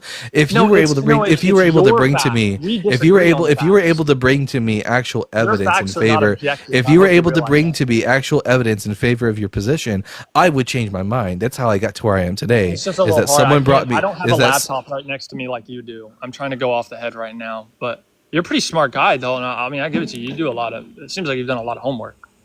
I mean, that's why I don't believe in the Bible. What do you believe in, if I could ask? I'm an atheist. Secular Atheist, humanism. evolution, all that good stuff. And Yeah. what's your proof for any of that? The proof for atheism? What Atheism's is not- your proof there is no God? Atheism's not a positive claim. It's just the negation of your claim. Okay, so you have a non-stance you're the stance. you're the one who making the claim that God exists. I'm saying I don't believe you. Okay, so you have a non-stance stance. So you have an opinion have that a la- can't be I have proved a lack wrong, of a and I have belief. one that can be. I have a lack of a belief. Well, that's not a thing. How To do you not demonstrate? believe is a How do you belief. demonstrate a lack of a belief is by declaring that I lack that By belief. declaring that it's true. That's how you. That's how you No, demonstrate that. atheism isn't a proposition that's true or false. Atheism is the lack of a belief in a God. I'm sorry. Hold on. I think you have to burden shift though, because you don't actually have any actual evidence in favor It's not a burden of your shift. I'm religion. just. I'm asking why you don't believe in the Bible. Truthfully. I don't believe in the Bible because it contains scientific and historical errors and is filled with contradictions and unfulfilled prophecy. Unfulfilled prophecy. Do you have like some specific ones in mind? I do agree that there are, I would say, more nuanced than errors. I believe with a story Yeah, that's told by 40 different plus people, there is going to be Is- some variance. And if Isaiah anything, that's 50 better evidence for me. But Isaiah 52, for example, as soon as the Israelites were leaving Babylonian exile, God said to them, "Awake, awake, put on your strength, O Zion, put on your beautiful garments, O Jerusalem, the holy city, for there shall no more come into you the uncircumcised and the unclean." This was a prophecy given by the prophet to the Israelites as they were leaving the Babylonian exile. This was a couple hundred years before the time of Jesus. That clearly didn't come to pass because the uncircumcised and the unclean did enter into them again. The Greeks overtook them. and what was that? Just so I can write it down. Isaiah 52, verse 1.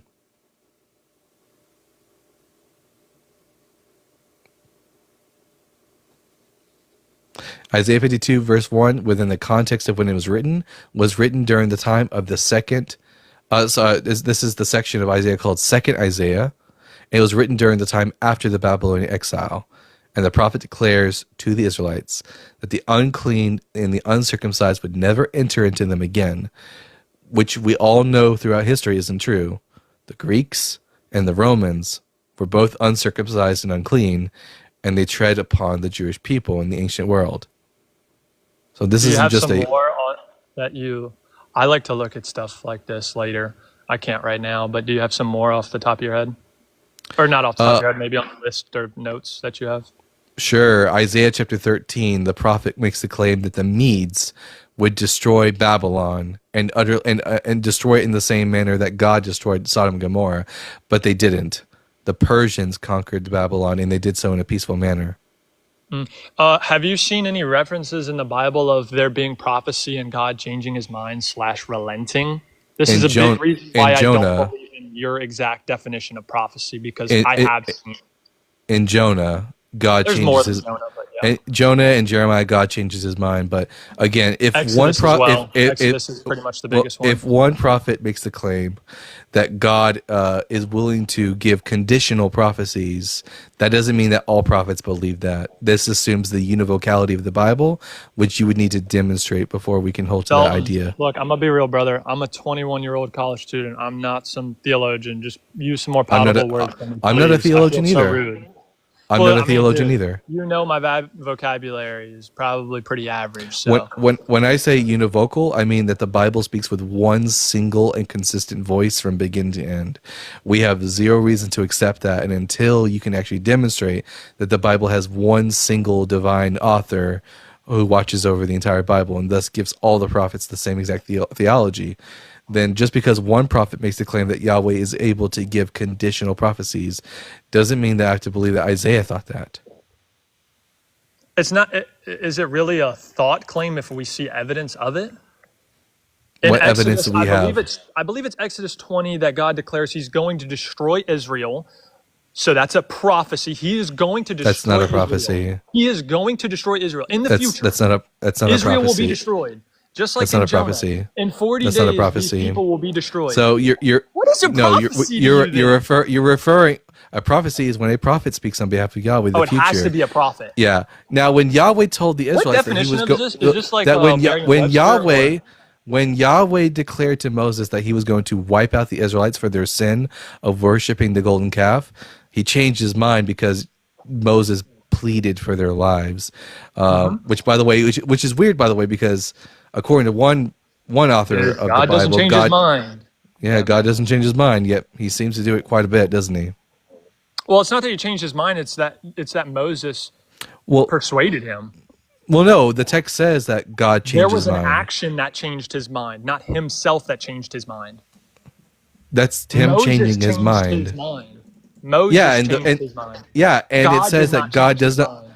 Yeah, if God does not change his mind, and Moses convinced him and thus changed his mind, that's a contradiction.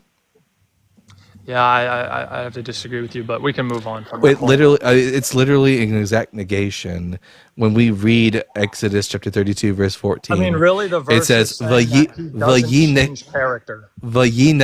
says, Vayinechem Yahweh al ra'a asher dever la'asot la'amu, and changed his mind Yahweh from the evil which he was going to do to his people. Numbers specifically says that he does not do that. Numbers chapter 23, verse 19, literally says in the Hebrew, it says, Lo ish el yiksev uvein adam vayitnacham hahu amar ve'lo asa diber. That he does not nacham. It says in Numbers 23, verse 19, he does not nacham. And yet, Exodus 32:14 says he does nacham. He does change his mind. When you leave the screen, I won't be able to hear you. I'm sorry. The one that you said he doesn't change his mind is what? I'm sorry. Numbers 23, verse 19. God is not a man that he should lie, or a son of man that he should change his mind. You can use the same words and be talking about a different context, right? If I say something hot and then it's not hot, I could be referring to two different kinds of hot. You get what I'm saying? Yeah. Do you have any evidence that Nacham means something different in Exodus versus Numbers? Can you read the verse in English for me? I'm sorry, the one that says he doesn't change his character, or change his mind. God is not a man that he should lie, or a son of man that he should change his mind. Has he said, and will he not do it? Or has he spoken, and will he not fulfill it? So, I mean, well, by your standard, then he would have been lying to Isaac. I mean, to Abraham as well, kind of, in a sort of sense, right? He was testing Abraham. Yeah, but wasn't he kind of lying because he knew that he wasn't going to actually ask him to kill Isaac? He said he was going to ask him to kill Isaac, but in the end, he did ask him to kill Isaac. Well, then why didn't Isaac die? I would ask you that question. Because the angel intervened and stopped Abraham from doing it. Command to? Yahweh. Okay, so then Yahweh asked the angel to tell Abraham not to kill his son, which is saying that Abraham isn't killing his son. Yeah, he did declare for Abraham to kill his son, though, and the reason he stopped him is because it was all a test. The text clearly tells us that Yahweh was testing Abraham. Yeah, he was testing Abraham, but he told Abraham to go and kill Isaac. Yeah. And with intentions for him to not kill Isaac. Yeah. You don't consider that some sort of form of like changing your mind or lying or anything like that? Well, no. In order for God to change his mind, you would have to know from the text that God actually wanted him and intended for Abraham to kill Isaac, and only in the last minute changed his mind and said, "Actually, never mind. I changed my mind.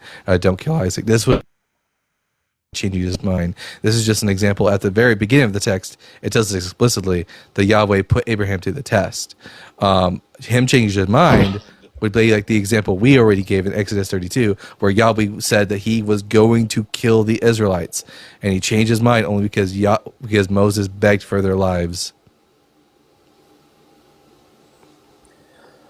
Yeah, I think honestly, me and you really don't seem too far in a lot of things. It's just really small differences in how we interpret texts. And well, I truthfully disagree. I want to say people like you try to hide their objective part of their claims with things like looking at the Hebrew or, I don't understand what you mean by that. What do you mean hide my objective? What does that mean? Like you're trying to, as an atheist with an unprovable claim, right? You can't be proven wrong, but I can. You are trying to say that your unprovable interpretation claim? is the correct one. That's why my interpretation is the wrong one. What's my unprovable claim?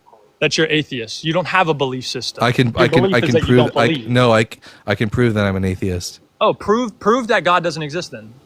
Well, no, you just said that. You said my unprovable claim that God does not exist. That God does not exist? No, that's not, there that's not my is claim. no God. It's an unprovable claim. That's not my claim. You just said that's what an atheist is. They believe there's an atheist no God. an atheist is someone who lacks a belief in God. Isn't that an agnostic? There very well could be a God. I'm just not aware of any evidence that supports its existence. Wouldn't that be an agnostic, Dalton? I'm an agnostic atheist. Agnostic refers to a knowledge claim. Agnostic atheist. An even worse version of being atheist.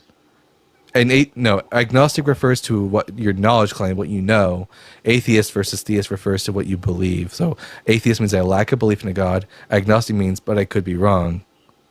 But your God specifically, Yahweh, your God specifically though, like you can't the Trinity, be proven wrong, your God specifically though, the Trinitarian God, I absolutely do hold the positive belief this God does not exist because the Bible is incoherent. So even if the Bible was incoherent, and we know that things have been added to Scripture, I mean, we saw that with the Dead Sea Scrolls, does that really infallibly say that the Bible is not true, or just that there are errors in it? I think when the Bible has so many errors that we can't tell what is That real and man what could have isn't. added. Yeah, like for example, like do we know anything about the historical Jesus outside the fact that he was crucified? No, Jesus, we don't have contemporaries of him, but we have lots of eyewitness testimonies that were written. What eyewitness testimonies do we have? The Gospels. Why do you think the Gospels are eyewitness testimonies? Because they were all around the lifetime of Jesus. We can't necessarily pinpoint the day they were Says written, who? but within 100 years of the life of We Jesus. don't even know who wrote the Gospels, let alone whether or not they're eyewitnesses. I mean, we have claims of who wrote the Gospels based on from their hundreds of years perspective. later. Hundreds of years later, we have claims from people who didn't know them, making claims about who wrote what Gospels. Like, for example, why should I think that the Gospel of Matthew was written by the disciple Matthew? Well, it didn't have to have been written by him, right? We see this with 1st and 2nd Peter. He goes from very broken Greek to perfect Greek. It could have been transcribed by somebody. That's Just because like Paul's letters, Second, they could have been Second transcribed Peter by was somebody. written. Second Peter was written in like the 2nd century, not the 1st century, Well, and the Gospels were the written. copy we have is from the 2nd century, but yeah. Yeah, and also it kind We of don't like, have any originals, so we wouldn't know when they were written. the content of Second Peter seems to insinuate that it's at such a late point that Christians are starting to get antsy about the fact that Jesus hasn't returned yet. It's kind of the whole point of it. We have no reason to think They that could be Peter wrote antsy either 50 first. years after. We have more than 50 years after. And what's that assumption under? Yeah, Do you have but any context to show that it's more than the within language one lifetime of Jesus? the language of Second Peter tells us that it has a higher It's a view of the copy, hierarchy Dalton. of the church. It has You a realize higher these view. people It were has a writing higher view. things I and sending I don't them know out. why you think you can overtalk me on my own show. When I'm saying something and you talk, no you're one being can hear you're you. being intellectually No one can dishonest. hear you while I'm talking. I hope you know that. Anyways, so as I was saying, the language of Second Peter, the type of Greek it's used, the type of the problems that the author is combating against, even the language of the hierarchy of the church, as given in these letters, tells us that 2nd century. This is the consensus of the scholarship. So I'll ask again, because we've been going on for quite some time, Josh. Do you have any good reasons why I should believe that the Bible is true, or is it all going to be feelings and vibes and people changing their lives? Well, it's not feelings and vibes, Dalton, but I can tell you I'm pretty certain nothing that I could give you would satisfy you. I don't think Hey. that the Bible is unprovable. I just feel like you're an unsatisfied person. W to you for being humble enough to know you have shit arguments. Well, that's not exactly what I said. But I think we're I gonna think move on you're because just I as you've just said, I don't think you actually have anything to bring to the table, and at least you were able to acknowledge that. And it's not because I'm incapable of being satisfied. The problem is that you just don't have any good arguments for your beliefs. All right, we're going to talk to Benjamin F. Lilu. Benjamin, I'm going to ask you the same 3 questions that I ask every single one of my guests, irrespective of who they are, before we start with the conversation. Question number 1, are you at least 18 years old? They're still loading in. There they are. Was that yes? Yes. Are you a Bible believer? I'm a Bible reader. But do you believe that the content of the Bible comports to reality?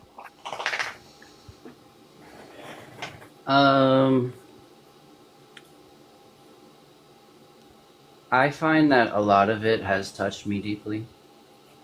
But do you believe that the content of the Bible comports to reality? Do they? What was that? Contort? What was that word? Comports to reality. Do you think that, for example, Jesus really was the Messiah, and they really did resurrect from the dead, that he was born of a virgin, and that King David killed Goliath? Do you believe that the content of the Bible is true? When I read, I mean, personally, I really don't. I mean, that's just it's a really personal thing. Listen, dude, I'm only interested. That I answer this question before I share what I wanted to share. Yeah, I'm only interested in talking to people who actually believe that what's written in the Bible is actually real and true. So Right. if you don't, Right. Yeah. And essentially, I'll confess to you that I do believe it's true. Yeah, like David and Goliath, and the one brother who got swallowed by the whale and spit back All right. out. Then my Yeah. third and final question before we start the conversation is, what are your pronouns? Him. All right. I'm Dalton, the Bible guy. Benjamin. Oh, what is that? Leftovers. Okay, thank you. Just had salads in there. All right. Some brisket. Anyways, Benjamin. I'm Dalton, the Bible guy. I don't believe in the Bible. Benjamin, why should I? Personally, if you don't believe in it, then it's a personal choice. I only wanted to hop on your show just to share with you the valid takeaway, because you make some great points. This is the second time I'm watching you speak, and you make some great points about, okay, how do we prove these things? And really, you make a valid stance. By the way, just so we're clear, Yeah. my lack of a belief in the Bible, not a choice. Okay. Yeah, I just wanted to mention the main takeaway that I've grasped from it is just to love your neighbors. And I think that's a big part that through these debates a lot of people forget about. Yeah, but I'm not interested in whether or not there are good nuggets of wisdom found in the Bible, because there's nothing that's in the Bible that's actually good that I can't get somewhere else. My only thing that I'm asking about is whether or not I should believe that Jesus was actually the Messiah, for example. Why you should? Well, I'm not even sure that he would want you to if you don't. So, okay, look, Ben, you seem like a very nice guy, but you clearly don't believe in the Bible as to what it actually says. I'm Why would only you say interested. Well, you're making claims that are contrary to the Bible, like Jesus doesn't want me to believe he's the Messiah, when that's pretty much all he ever talked about. But I think we're going to move on to someone else. But Benjamin, thank you for That's not coming true, up. But okay. Yeah. I am the way, the truth, and the life. No one can come to the Father except through me. It's literally in the Bible. All right. Let's see. We got David. David, a man after God's own heart. David, I'm going to ask you the same 3 questions I ask every single one of my guests, irrespective of who they are. Question number 1, are you at least 18 years old? Yes. 33. And, all right, question number 2, do you believe the Bible is true? No. Oh, okay. Well, I'm only here to talk to people who believe in the Bible, but thank you for coming up, David. All right, let's see. Josh says in the comments, so did he claim to be God or not? Josh, I've already answered that question. No, he didn't claim to be the God of Israel. Alaska Snow Jade said, Messiah was Jesus' whole personality. We would definitely get that from the Gospels at least. Whether or not the historical Jesus or not said that, that's one thing. But we have AW24. AW24, I'm going to ask you the same 3 questions I ask every single one of my guests, irrespective of who they are. Question number 1, are you at least 18 years old? Yes, I am. Question number 2, are you a Bible believer? Yes, I am. And question number 3, what are your pronouns? Him. All right. I'm Dalton, the Bible guy. I don't believe in the Bible. Benjamin, AW24, why should I believe the Bible is true? Why should you believe the Bible is true? Well, if it is true, it has eternal consequences for you.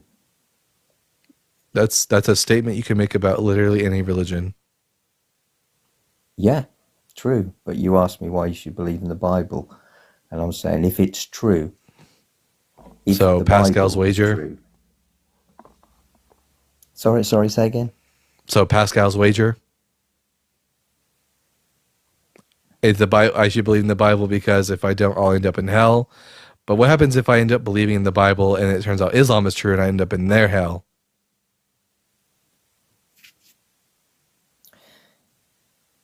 Well, you asked the question, why should I believe in the Bible? And the answer to that is, if it's true, it has eternal consequences for you.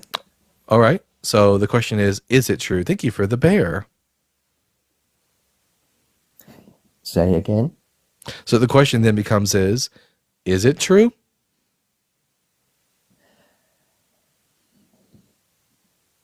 Only my opinion is that it is. All right. So why should I think it's true?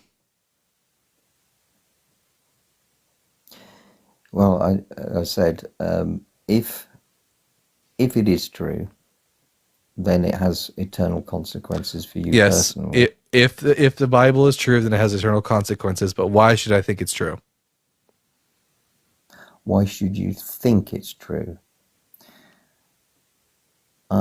I don't think you should think it's true. I think through You think I should? investigation, You think I should remain an atheist? I think you should explore it. I have. Yeah, okay. There's one thing exploring the Bible, and there's another thing is reaching out to see if there is a God. Done that. And that is I'm asking. an ex-Christian. Okay. Okay, so you did believe once then, okay. Yeah. Okay, what made you move away from the faith? The Bible. Okay, can you be a bit more specific? I read the Bible front to back, learned the original languages, and it became quite evident that the Bible was not inspired by God, let alone like true. You do know that many AI models at the moment, including Grok 4 and ChatGPT 5, are stating that Christianity is the most likely religion to be true because the Bible is a coherent book. For fuck's sake. Continue all the way through. You know you can. I bet you if I ask my AI, which is named Legion, if what religion it thought it was true, it would lean towards Buddhism because I'm Buddhist and we discuss Buddhism on the occasion. Okay. Yeah, so you can make AI say what you want it to say. Yeah, AI learns off of its user. And also my AI is set up to be, if I ask it a morality question, it goes off of Buddhist morals. You can edit your AI to make change its beliefs. Yeah. That's why it's artificial intelligence. Yeah, there are videos on the internet that we can all look at that ask specific questions. And it was Grok 4 and ChatGPT 5, I think it is now, that actually answered that Christianity is the most likely religion to be true because it is a coherent. It's not coherent. Dalton, I forgot your it's name, but can you ask him? David. Which religion is most likely to be true? By the way, the Bible is not coherent whatsoever. We'll get to that in a second.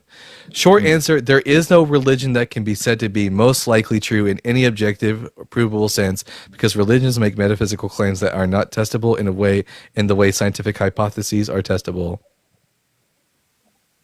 Yeah, that's what your AI is giving. I was quoting Grok 4. Yeah, well, I wouldn't touch Grok 4 with a 10-foot pole. I wouldn't touch anything willingly that Even if you did ask Grok, billionaire Grok asshole made. Literally defended Hitler. So Yeah.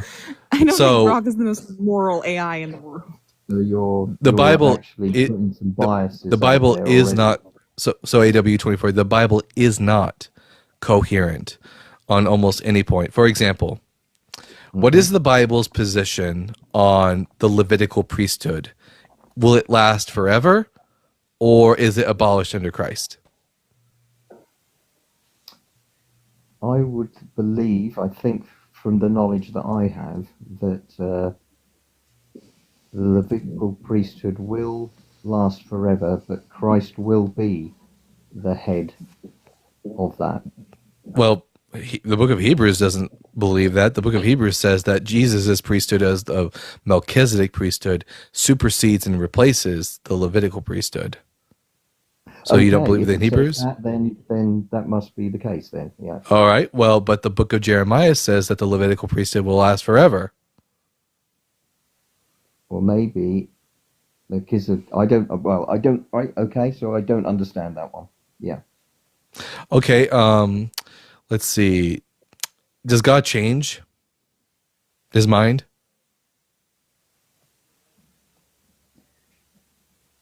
Yes.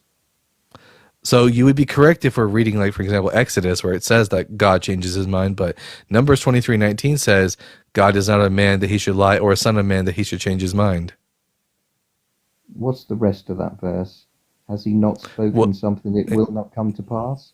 yeah, That's talking about when God says, and it shall come to pass.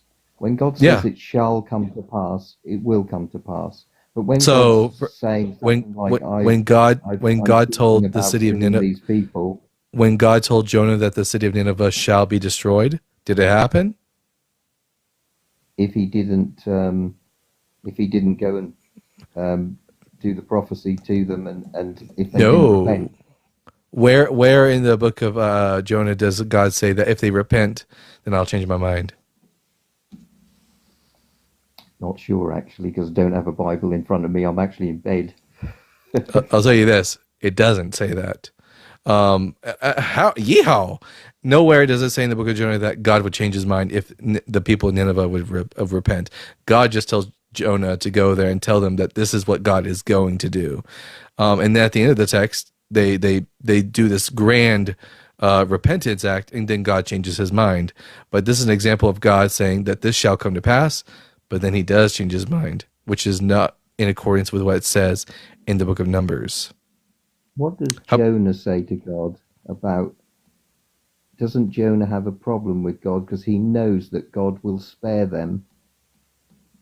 Yeah, he thinks that God might change his mind if the people repent. But God never says, if they repent, then I will change my mind. Jonah just knows that for whatever reason, God does change his mind. And even if God says that this shall come to pass, doesn't mean it will. Yeah, but he didn't say when he was speaking about what was the city, Nineveh. When he was speaking about Nineveh, he didn't say, "And it shall come to pass." Yeah, he did. No. He said he's going to destroy the people of Nineveh. And not once does Yahweh ever say, but if they repent, I will not bring this evil upon them. No, but he did not say, "And it shall come to pass that I will destroy the city." There's no point going to warn a city that's going to be destroyed, is there?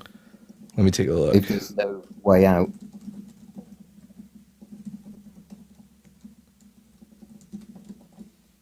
Let's take a What look. would be the point of warning a city, going to warn them? Well, the whole point, this story isn't true. This is all a parable.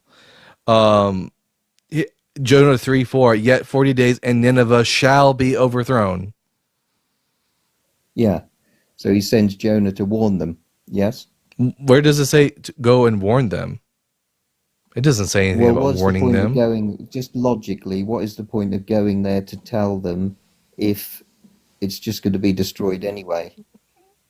Yeah, the prophet and God never gives a reason. Also, I mean, why would we expect coherent narrative in the story? God just tells Jonah to go tell the Ninevites that God's going to destroy them, and it will come to pass. It doesn't say it will come to pass. Yeah, it does say that 40 days and it shall be overthrown. Yeah, but he sends him to warn them, and then Jonah has an argument with God. Where does it say that? Because he's saying, where does it say that? you will... Where does the word "warn" show up in the text? Well, we can logically define that from his conversation, Jonah's conversation with God, because then God says to him, "If I want to spare some people, don't I have that prerogative to do so if I wish?" At the end of the story, he says that. He doesn't say that prior to. God simply just changed his mind at the end of the story. It's not like it was a conditional prophecy in the whole from the beginning, and it was always set to that that they would spare them if they repent. No, Yahweh just tells Jonah, "I'm going to destroy them," and he changes his mind, which is again contrary to what's written in the book of Numbers. Yes, as I said before, he didn't say, "And it shall come to pass." It But says, he did. "I'm given." Why would you give someone 40 days logically anyway? To give them time to make a change, and they did. It's just logic. Yeah, but does he ever say that to Jonah? Does it matter? Yes. If you're going to make the claim that it was a conditional prophecy, then I'm going to need Yahweh to make it clear that, but if they change their mind, then I will relent. Maybe he What just we wanted have, to see what we the have deal. here, what we have here in Jonah is that God tells Jonah he's going to destroy Nineveh. When Jonah finally goes to Nineveh, they end up repenting, and then God changes his mind, which is contrary to what it says in Numbers that, will I not declare and will it not come to pass? It's because, guess what? Okay. The author of Jonah and the author of Numbers just have a disagreement on the nature of God, whether or not he'd be able to change his mind. What if God just thinks to himself, and we don't know exactly what God's thinking? But what if Well, God if just we can thinks to make, himself, yeah, if "I'll we can send make, Jonah." Hang yeah, on a if we second, can, hang on yeah, a second, please. if we can make things up, then we can make God, we can make the Bible say whatever we want if we insert things into the text that aren't there. But I'm not But willing to do that. Do you think that we're told every detail of everything? No, but also I'm not going to make assumptions about the nature of God that aren't according to the text. I'm not willing to make the Bible say things it doesn't say. You might be No. willing to do that, but on this channel, we don't do that. Well, the whole point of God, tells us to meditate on Scripture. If that means that there's deeper things to understand in Scripture than what lay on the surface. So just reading the text is not always the best way, and of course we're told to be led by the Holy Spirit to lead us into all truth. So if we're not led by the Holy Spirit, we'll never know all the truth. That's one position of the Bible. That's not, like, again, that assumes that the entirety of the Bible is univocal and holds one position. It doesn't. Like, for example, AW24, the law of Moses, did Jesus abolish it? The law of Moses was under a covenant, and Jesus brought a new covenant. And the law, Just yes or no. Did Jesus abolish the law? he abolished to be in right standing with God. He abolished. That's not what I that asked you. form. Okay, so yes, the law, you had to keep all the law to be in right standing with God. If you didn't keep all the law, then you weren't in right standing with God, correct? That's when you had to offer the sacrifices for your sin. Incorrect. One could be righteous, and even though they have sinned in the past. Yes, but if you didn't go and offer the sin offering for your sins, not all sins require a sin offering. They still have because the lamb was offered for the people. What sacrifice did David offer for his sins when he committed the sin against Uriah with Bathsheba, and then Nathan the prophet called him out on it before God forgave him? What sacrifice did he offer? He didn't. That's covered in Psalms 51, isn't it? Yeah, sacrifices and offerings you do not desire. Yes.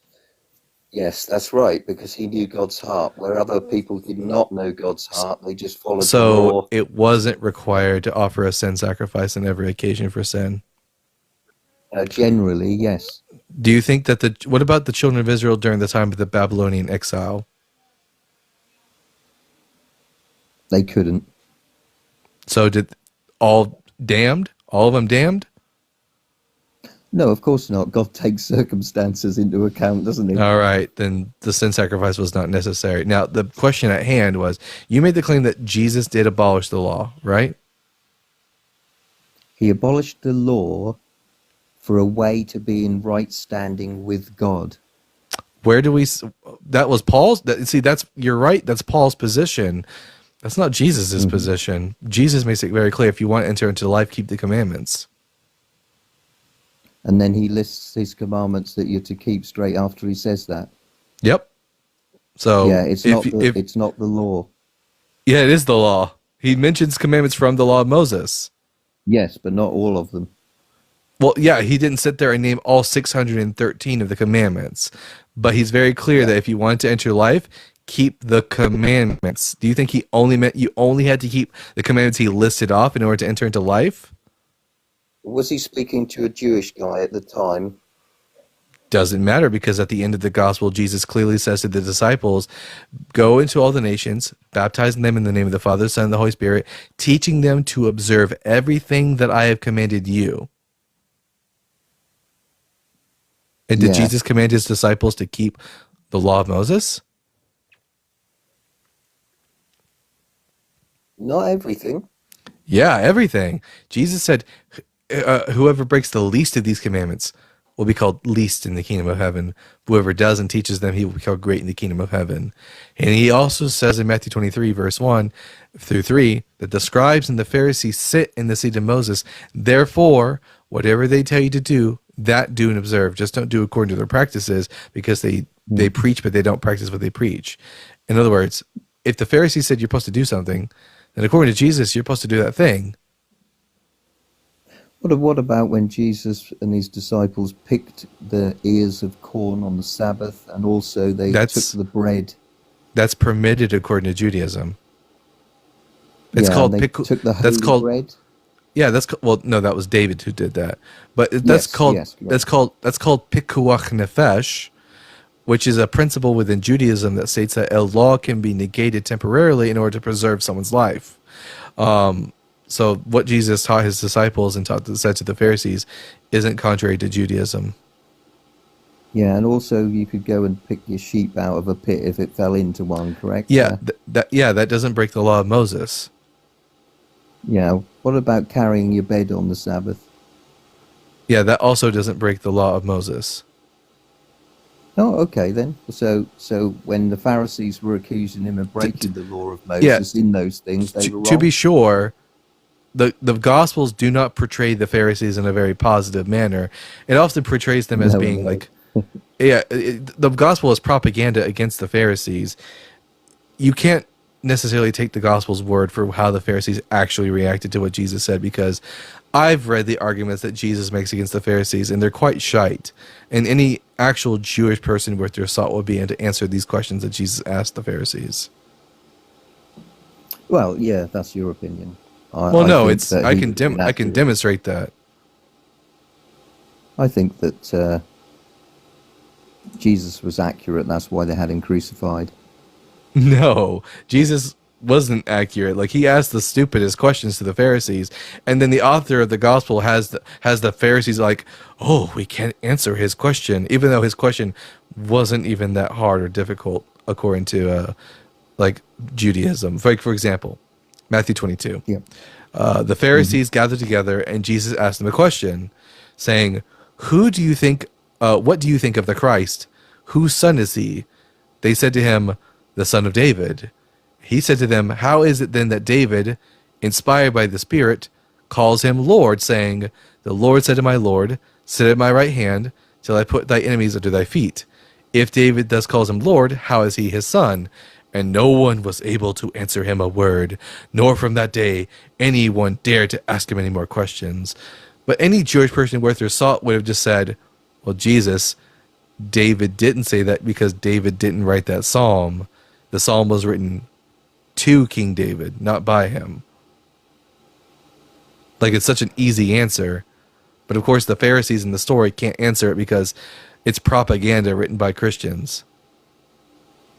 I don't know about that. I don't know who wrote the psalm. I thought it was David.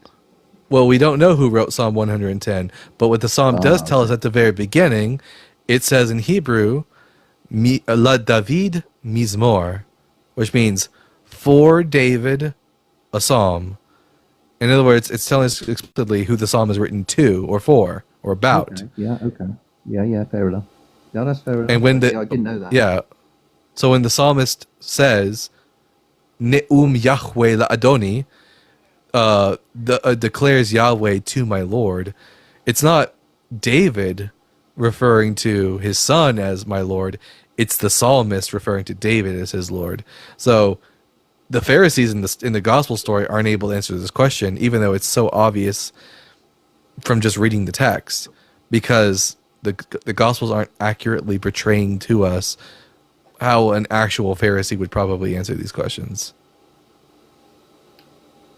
I don't think we can say that, as we weren't there.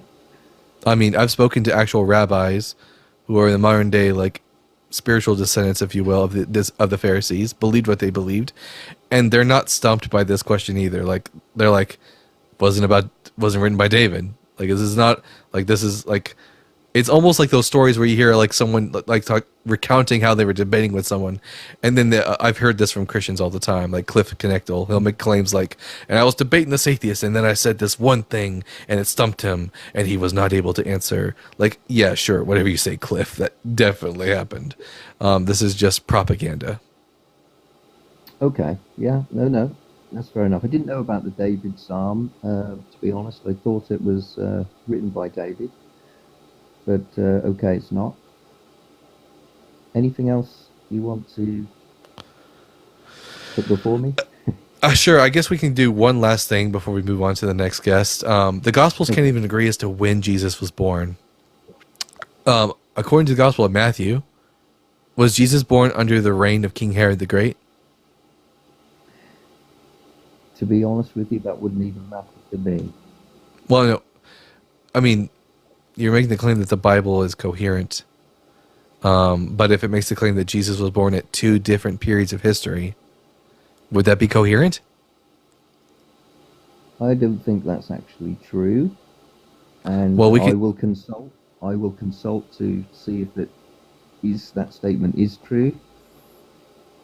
Well, I can just tell you that according to Matthew chapter 2, Jesus was born during the reign of King Herod the Great. It says, "Now when Jesus was born in Bethlehem of Judea, in the days of Herod the king, behold, wise men came from the east to Jerusalem." So the gospel says that he was born during the time of King Herod the Great, right? You sure that's King Herod the Great? Oh yes, yes it is, because his brother became king. His son Archelaus became king after him. His son, that's right. Yeah, okay. Yeah. Now, the problem is that the Gospel of Luke tells us that Jesus was born. If we read Luke chapter 2, in those days a decree went out from Caesar Augustus that all the world should be enrolled. This was the first enrollment when Quirinius was the governor of Syria. Now, Quirinius was the governor of Syria and did his taxation over the people of Judea 10 years after Herod was already dead. Jesus cannot be born during the reign of King Herod the Great, but also during the census of Quirinius. When it says the census went out, isn't that when Jesus had returned from Egypt? No, because the whole reason, like Luke gives us the census because Jesus' family are from Nazareth and they have to travel to Bethlehem for the census, and then the gospel tells us that he was born in Bethlehem because of the census. Okay.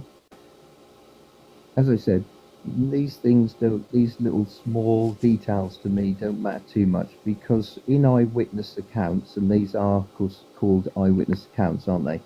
No, they're not. We don't expect everything to be exactly the same. Well, in eyewitness AW. accounts, they never are.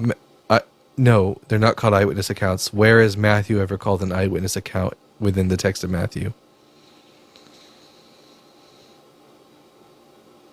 Not sure. It doesn't.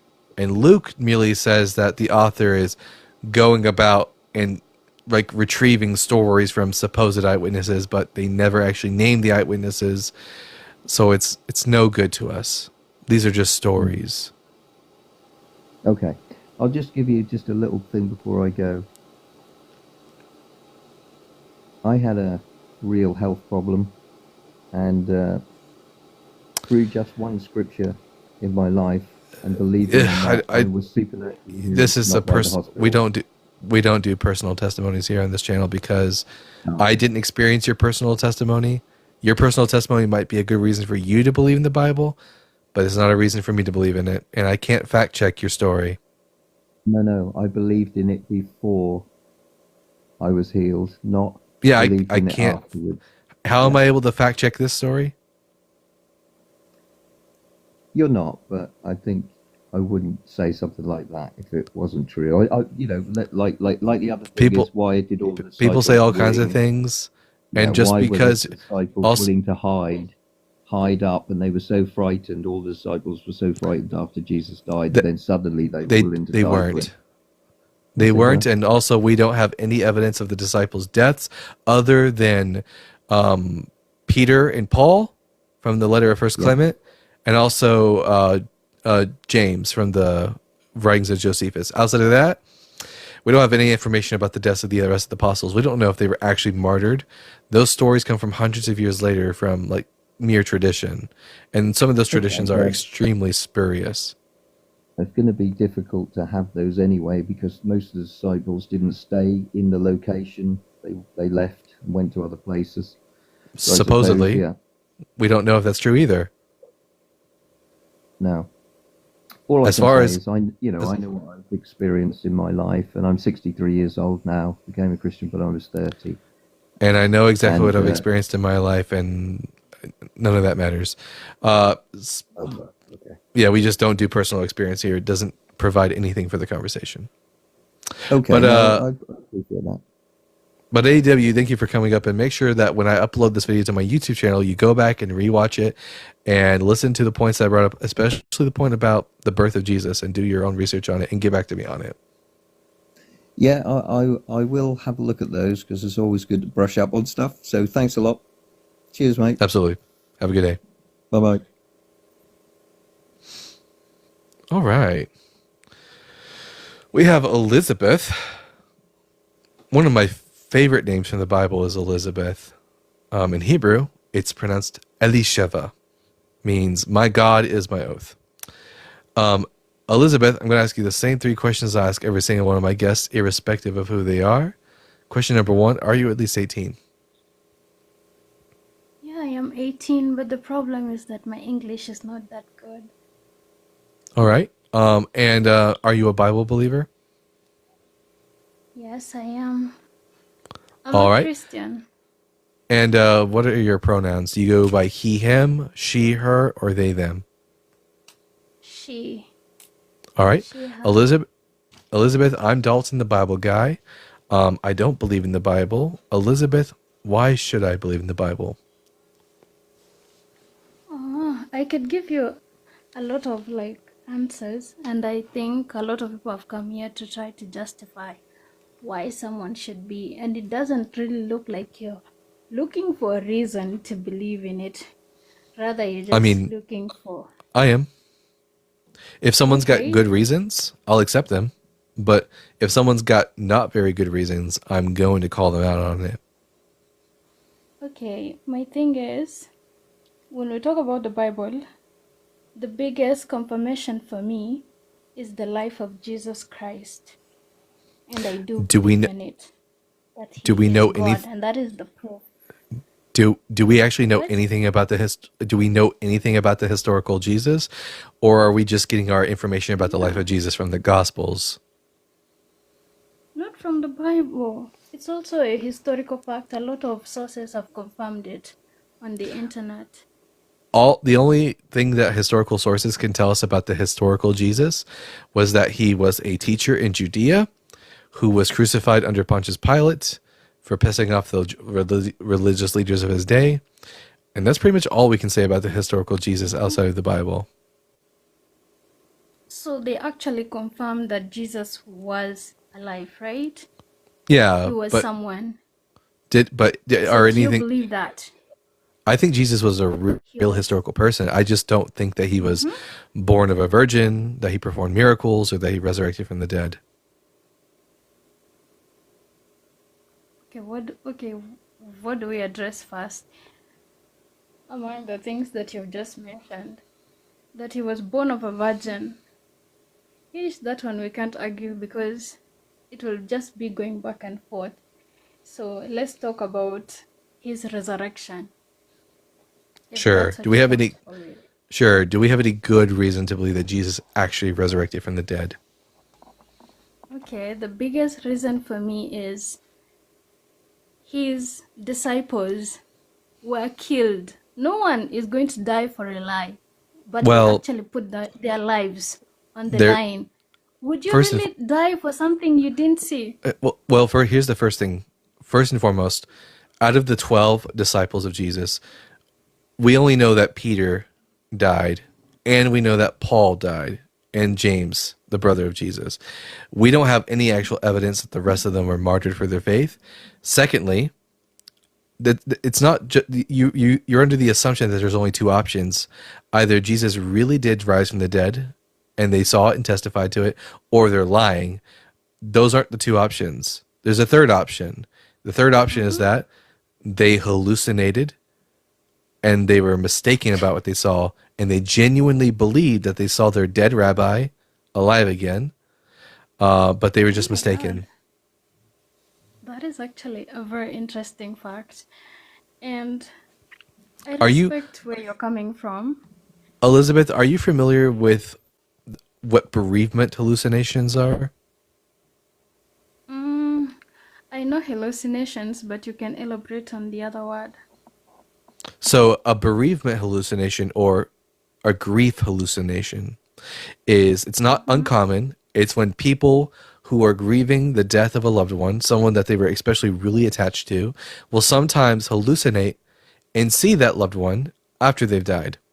They will hear them, and sometimes they will even feel their presence, or sometimes even more so, they will even see their loved one, even though they're dead. This is not an uncommon thing that happens, especially in third world countries, especially if you're an individual who's more prone to hallucinations. So the fact that Jesus's followers, or at least Peter, saw Jesus after he was dead, how can we tell that this was not a bereavement hallucination? Hey, okay. Do you think, okay, have there been any other accounts of more than at least one person going through this for the same person? Have there been like two or more people? It's usually like one person. But for Jesus, it was not just one. It was two. It was three. It was four. So many people. Well, so when it comes to multiplicity of people experiencing Jesus, Paul does tell us that the 12 saw Jesus, and he tells us that 500 saw Jesus all at once. But the question is, were all these people seeing the same exact thing the same exact way? Do we have any reason to believe that? Yeah, because they spoke of it and they died of it. They died because of Well, it. They didn't we don't die have because they believed. we don't have the testimony of any of the apostles. We don't have anything written by them. Are you trying to tell me that they did not die? Everything they say that the way they died in the Bible, it was not true. Well, the Bible doesn't tell us how they died. We don't get anything about the death of the apostles, except for First Clement, which I think was written in the 60s AD, and Josephus, which was written in 90 CE. And after that, we don't get anything about any of the rest of the apostles until hundreds of years later from people who did not know them. These are people that witnessed them dying. No, We can no. argue that. No, we can't Yeah. argue that because the people who make these claims lived over 100 years after the apostles supposedly died. Hey, that's not true. Sure. Can you name these people to me? I can't, but someone said the. When Eusebius was one of the people that talked about the death of the apostles. He lived 300 years after the apostles. He wrote his work on the history of the church in the 4th century CE. Oh. Okay. That could still be debated. But then It's not also, debated. That's a fact. it's not. Okay, you could say it's a fact, but maybe where did he get his information? Do you think he just invented it? Oh no, he received That stories people from actually died. he received stories that have been passed down for hundreds of years, and we don't know if these stories are recounting true history or if they're just stories. I mean, for example, one of the stories about how the apostles died tells us that Peter was crucified in Rome upside down because he told his executioners that he was not worthy to die in the same manner as his Lord. Do you really think the Romans crucifying a Jewish peasant would care about their preferences about how they want to be crucified?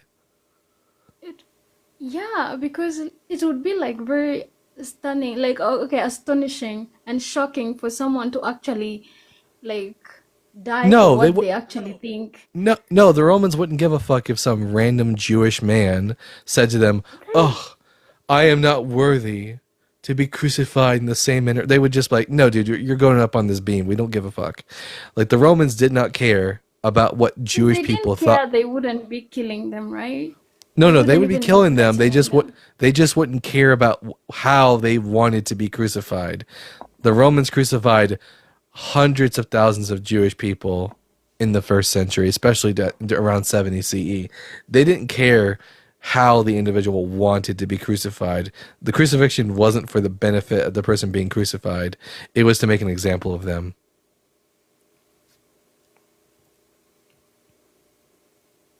That's an interesting point. So But all still, we have, we could also say that there are people that were just like trying to, okay, like if that's how you want to go out, their goal was to kill the person, not the way the person went out. So if someone says kindly, don't do this, kill me they like would this, not it's like care. all the same. I'll kill you like that. Ro- It's like why some would- killers also when they tell you that, hey, I want to do you kill know how but crucifixions? Do you know how you crucifixions prefer worked? the knife. Yeah, I don't know. Like from what I have read about Yeah, Jesus. crosses weren't built whole. The beam would already be placed in the ground, and a person would carry the patibulum, which is the crossbeam, to their Yes. execution. They would have to take Uh-huh. they would have to take the actual crossbeam out of the ground and turn it upside down. Do you think they're really going to go through all that trouble because someone that they're about to kill asked nicely? Do you know anything about the No. Romans? Where you see how Jesus was carrying his cross. So maybe other people do that, right? We can argue that No, for you to put someone up. Jesus would have carried his patibulum as well. He wouldn't have carried the entire cross. Okay, so he carried his thing. So he said put it on the lower bottom because the cross is just the one thing. So he can just put it on the bottom, not the upside, and to look like the cross is upside down. Do you get what I'm trying to say? The So picture. I have to, in order to believe this fanciful story from well after the life of Peter, I have to believe that the Romans, who generally were did not care what Jewish people believed, that thought they were dogs, and were very happy to just go ahead and nail them up on a board. Suddenly, for some reason, this one random Jewish peasant asked to be crucified upside down, and they go out of their way to accommodate his wishes. I'm They were going to not call going bullshit. out of their way. Okay, What would can be I give easier you for them? another To just crucify him the way that everyone else gets crucified, or to go out of their way to make the cross put upside down? All because they It's asked. not like the cross was already up, like it was not. It's not It like the was. cross was already upright. Yeah, the main crossbeam would have already been up. The beam was up, not the cross that crosses it, right? It was just the beam. It's like a stick. So they just put him on the lower side, which makes it a cross. This I is a don't know this if is you're a getting this in my this English is is this not this good. is a fanciful story from well after the time of Peter. We have no reason to believe it. We don't know anything about how Peter was put to death or whether or not he was given the option to recant his beliefs. So all we have so far for proof of the resurrection is that people claim to have seen Jesus. We can't determine whether or not they actually saw him or they were hallucinating. And then at a later time, some of them were put to death. And we don't know anything about their deaths. That's it. So if they were actually put to death, which means there had to be a reason why they were put to death. Because And that reason just happened to be because because they were they shouting that they believed that there is a God yeah that they came back to believed life. it. Yes, they believed Yeah. it, but did that mean that what they believed was true? If there are so many eyewitnesses, because when we look at like Name the them. research I did online, what Name them. Who are these eyewitnesses? they were saying, there were several eyewitnesses. They Yeah, were not Paul naming says them. Paul makes the claim that there are 500 people who saw Jesus all at once, but does he ever name them, or do we ever receive any of their testimony? Do we know every single person that was like there when the people in history were killed? We don't know the entire crowd, do we? But we know the apostles So were to be there. clear, so to be clear, The all we few have is people this. that were there So are to be clear, followers of Jesus. so to be clear, all we have is this claim from Paul that 500 people saw Jesus all at once, but we don't know who they are. We don't know what they saw. As far as you know, they've all could have been having a psychological experience where they each had their own like perceived revelation of Jesus, and that's it. 12, okay, all the apostles of Jesus, disciples of Jesus, plus the 500, they all thought that And do we know? you And do think we know they, that they his, all saw the same thing? yeah, when people went back to ask these witnesses, did you really see it? Like when neighbors are gossiping, everyone is like, yeah, Where do yeah, we this have guy is where are actually, these where are these documents that record the testimony of these witnesses? like you said before, you said that Paul said there were over 500 people. Didn't Yes, you mention that? but where are the testimonies of the witnesses? All we have is Paul making a claim about 500 people. Do we have anything from these 500 people, any of their testimonies? How can we know that what they all saw was the same exact thing? But the claim was very simple. It was just, did this guy come back to life? And that's The what they data all doesn't. claimed. Well, Yeah. they claim to have that Jesus It quote is not appeared like to something that, that Jesus quote appeared to them. Whether or not he actually came back to life, we can't come to that conclusion based on the available data. okay. How did you rule out bereavement hallucination? How did I roll it out? The moment you actually, okay, because I went back to researching these things on internet, like if there were actually historical facts, and they said, yeah, there were people there were eyewitnesses, like historically there were eyewitnesses So of trust so me, many bro, people is that your said, source. what? So trust me, bro, is your source. Seriously?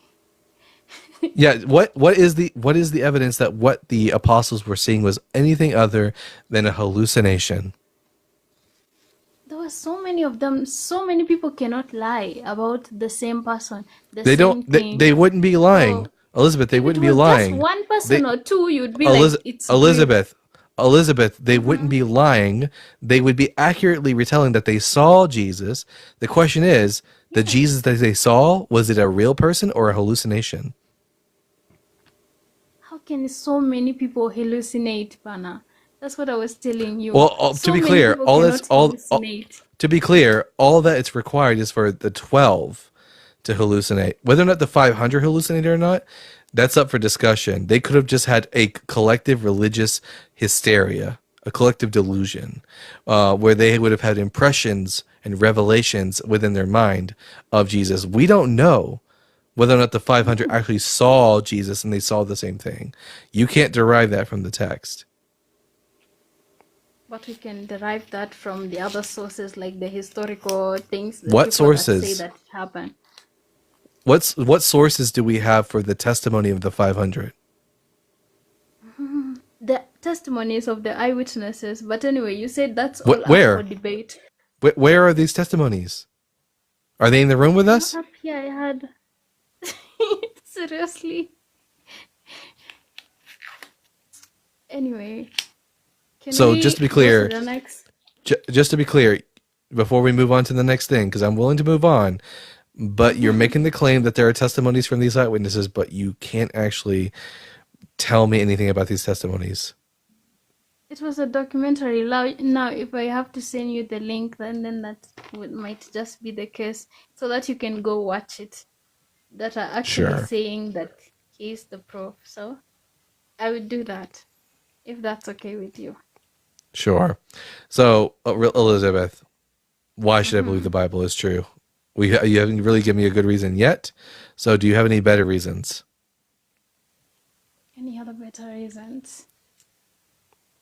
So there are the Paul that we mentioned, and then these historical facts that I'm trying to tell you, but you might just try to also say what makes them true. I've yet to hear any historical facts from you. Okay, a second, let me look for it. Redhead Trouble, thank you for the heart and for the roses. Everyone, make sure to keep tapping that screen, so we can get this live out. We're gonna be going live for another maybe 30 minutes, maybe an hour and 30 minutes, depending on how I'm feeling. We'll see. But make sure to share it out with people if you want to see more conversations like this. Michael Brown, thank you for the follow.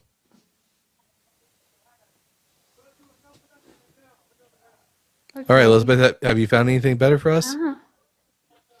Yeah, but I don't know how to pronounce these names. Okay, Josephus. Can you guys?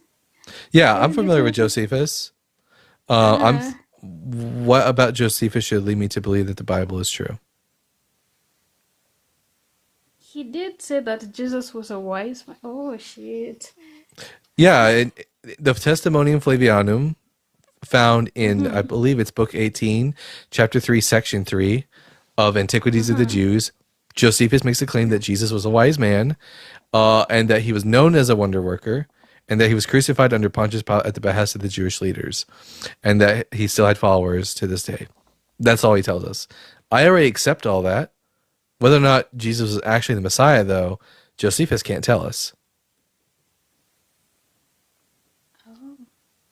But the fact that okay, now you'll argue if I tell you that his tomb was empty, you'll say that the body was stolen.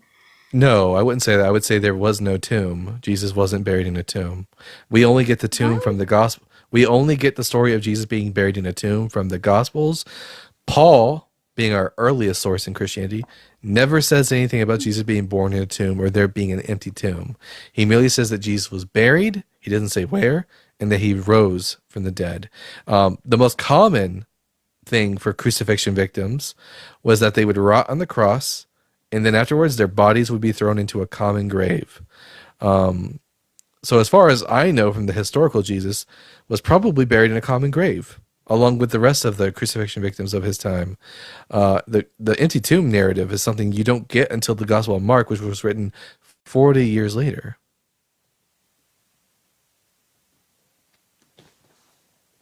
Oh my god.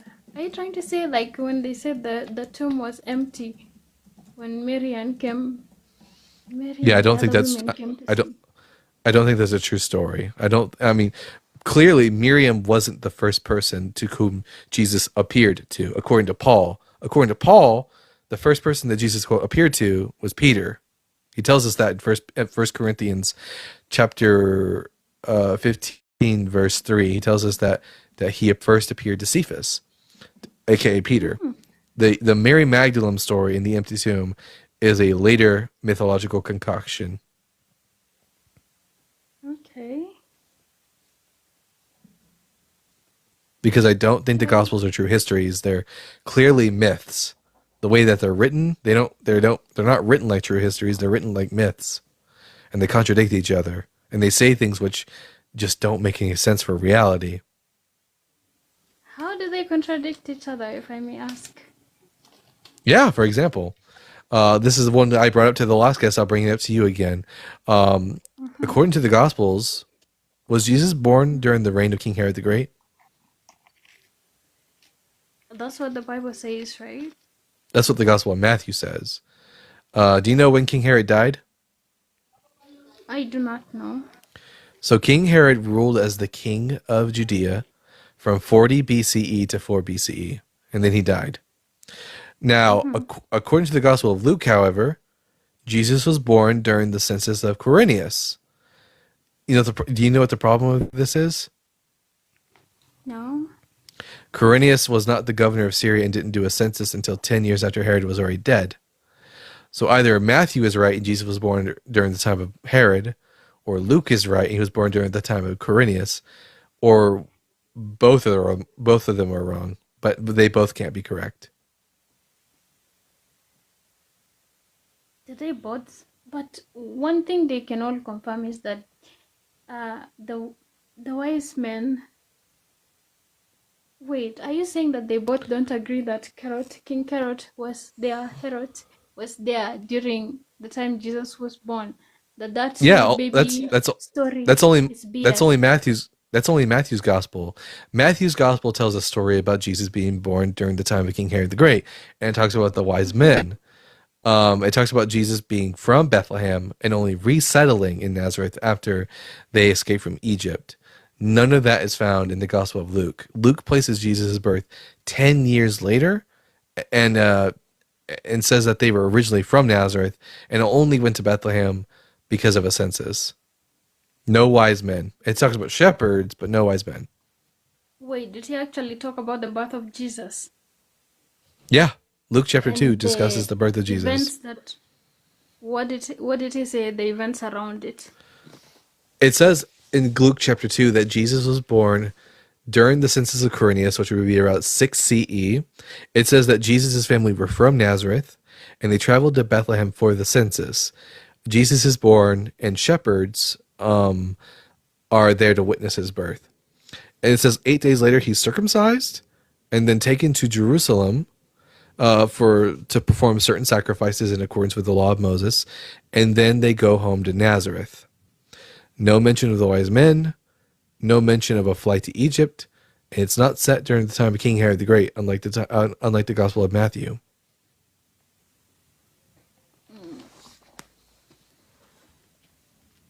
Maybe the guy didn't want to talk about it all. I feel like sometimes when we talk about history, some people just don't want to add other things that happened.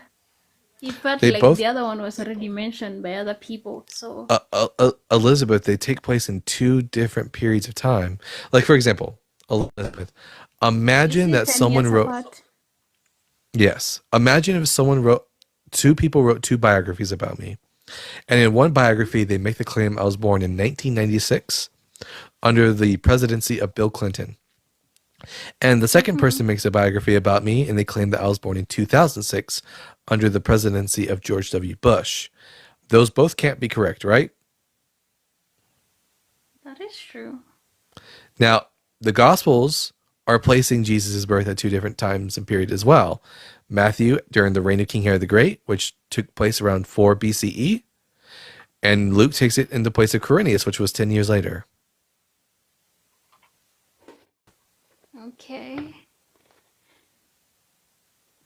Okay. But those are simple facts. They are not like such a big deal, like they contradict the entire Bible.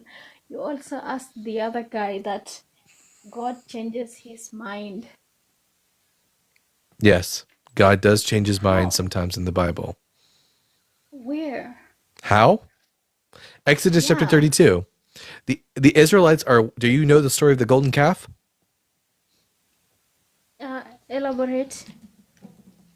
So Moses is up on the mountain for 40 days and 40 nights receiving the law from Yahweh.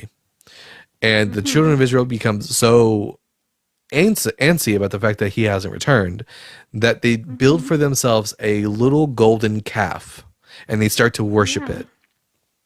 And God sees this and he tells Moses that he is going to destroy the Israelites because of this. Yes. It says in Exodus 32 verse 7, and Yahweh said to Moses, go down, for your people, whom you brought up from the land of Egypt, have corrupted themselves. They have turned aside quickly out of the way which I commanded them. They have made for themselves a molten calf and have worshipped it and sacrificed to it and said, this is your God, O Israel, who brought you out of the land of Egypt. And Yahweh said to Moses, I have seen this people, and behold, it is a stiff-necked people. Now therefore let me alone, that my wrath may burn hot against them, and I may consume them. But of you I will make a great nation. So God's going to destroy Israel and start over with Moses. But Moses pleads with Yahweh to not destroy his people. And Exodus 32:14 says, and Yahweh changed his mind of the evil which he thought to do to his people. Okay. Okay, So, yeah. yeah. I get what you're saying. But now, does this mean that God changes his mind? Yes. When we say When- God, okay. When the text says, When we and the say Lord changed his mind, I take that to mean that he changed his mind. Okay. So when we Christians, when we say our God does not change his mind, we mean to say, God, okay, what was God's original plan for us? The Bible tells us that God says, that his plans for us are plans of peace and to give us an expected ending, right? No, he said So that to these the are good no, things. no. What you're quoting is Jeremiah chapter 29, verse 11, where God Yes. says, "I know the plans I have for you." The "you" Yeah. there is not referring to Christians. That was God speaking to the Jewish people while they were in exile in Babylon. I know the plans I have for you, the Israelites. That has nothing to do with you. Oh my God. For us, we Christians, when we read the Bible, it's God talking to us. But okay, I'm going to Well, take it, I'm going to respect it, and I'm going to refer to the Israels. Should I do that? to the Give an refer to example of the Israelites, of God speaking to them. The plans God originally had for them was to what? Take them to what? the promised land. Was that Yeah, not the original plan? that was the original plan. God was going to build the children of Israel into a nation, to make them a kingdom, a Yes. priest, and a holy nation, and to Yes. establish the law of Moses in them forever. God's original plan Yes. was that the law of Moses, including the Levitical priesthood and all their sacrifices, Let's not would go remain far. Let's forever. stick to this. Let's stick to Yeah. this for now. Was God's original plan that the Levitical priesthood would last forever? Can we go back to? We're not talking about the laws. We are talking about God changing His mind. If you don't mind, Yeah, I would like to ask. this is about God changing his mind, because my question is, Yeah. the original plan, was it for Yahweh? Did Yahweh make the claim that the Levitical priesthood with its various sacrifices would last forever? Because the New Testament says that they're done away with. So what does the Hebrew Bible say? Hey, by the way, what's your name? I would like to refer to that. Dalton. Okay, so Dalton, these are two questions and they could be in one. But can I first answer the first one about when you asked that God changed his mind when Moses prayed to him? Can I first answer that before we Sure. talk about the law? So, where I was going at, I think you already know. I was trying to tell you that God's original plan for them was for him to take them to the promised land. Okay? Correct. So, to build them a nation. The plans Mm-hmm. God had for them were to take them out of this slavery and build them their own nation. He was And then trying to give them. and then He had good plans for them. So when and then when he got pissed off at them, he was going to destroy them and start over with Moses, right? yes. And then And Moses talked do him you know what down. the Bible tells us? The Bible tells us, God tells us that yes, we are sinners, right? We are all sinners. And God Parts of the loves Bible say us so that. much. Hmm? Other parts of the Bible say that other people are perfect, like Noah, for example. He did have his faults, didn't he? He did have his Yeah, own mistakes. but it also says he was perfect. Yeah, he was better than the people of his time. Well, But not that's better. beside what we are talking It about. uses the word perfect. I'm just saying the Bible isn't consistent on the idea that everyone is a dirty, rotten sinner. Okay, so I would like to humble myself and say I am a sinner. And what God tells me is that the moment, okay, and what is the cost of sin? The cost of sin, God tells me it's death. Well, So, Paul. Well, no, God didn't Dalton, tell you that. kindly, can I God doesn't speak? tell. God doesn't tell you that. Paul tells you that.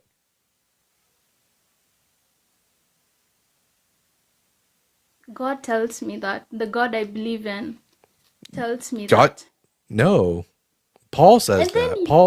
Paul's the one who makes the claim that the wages of forget sin are what death. Paul says. I am saying my God because I believe in But him, no, don't I? when you make the Are you claim that going the to wages, challenge my what? beliefs? Yes, when you said that the wages of sin are death, guess what? That's Paul. That's Romans 3:23. That's Paul saying that.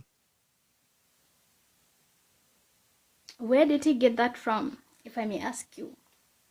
Where did he get Uh, it from? where Paul gets his theology is quite unknown to me because he doesn't get it from the Hebrew Bible. Paul believes things which are No, quite contrary to the Hebrew Bible.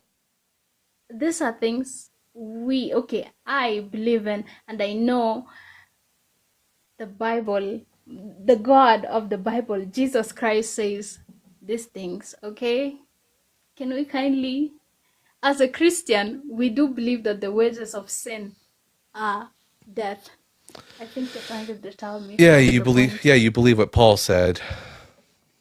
Okay, so the wages of sin are death.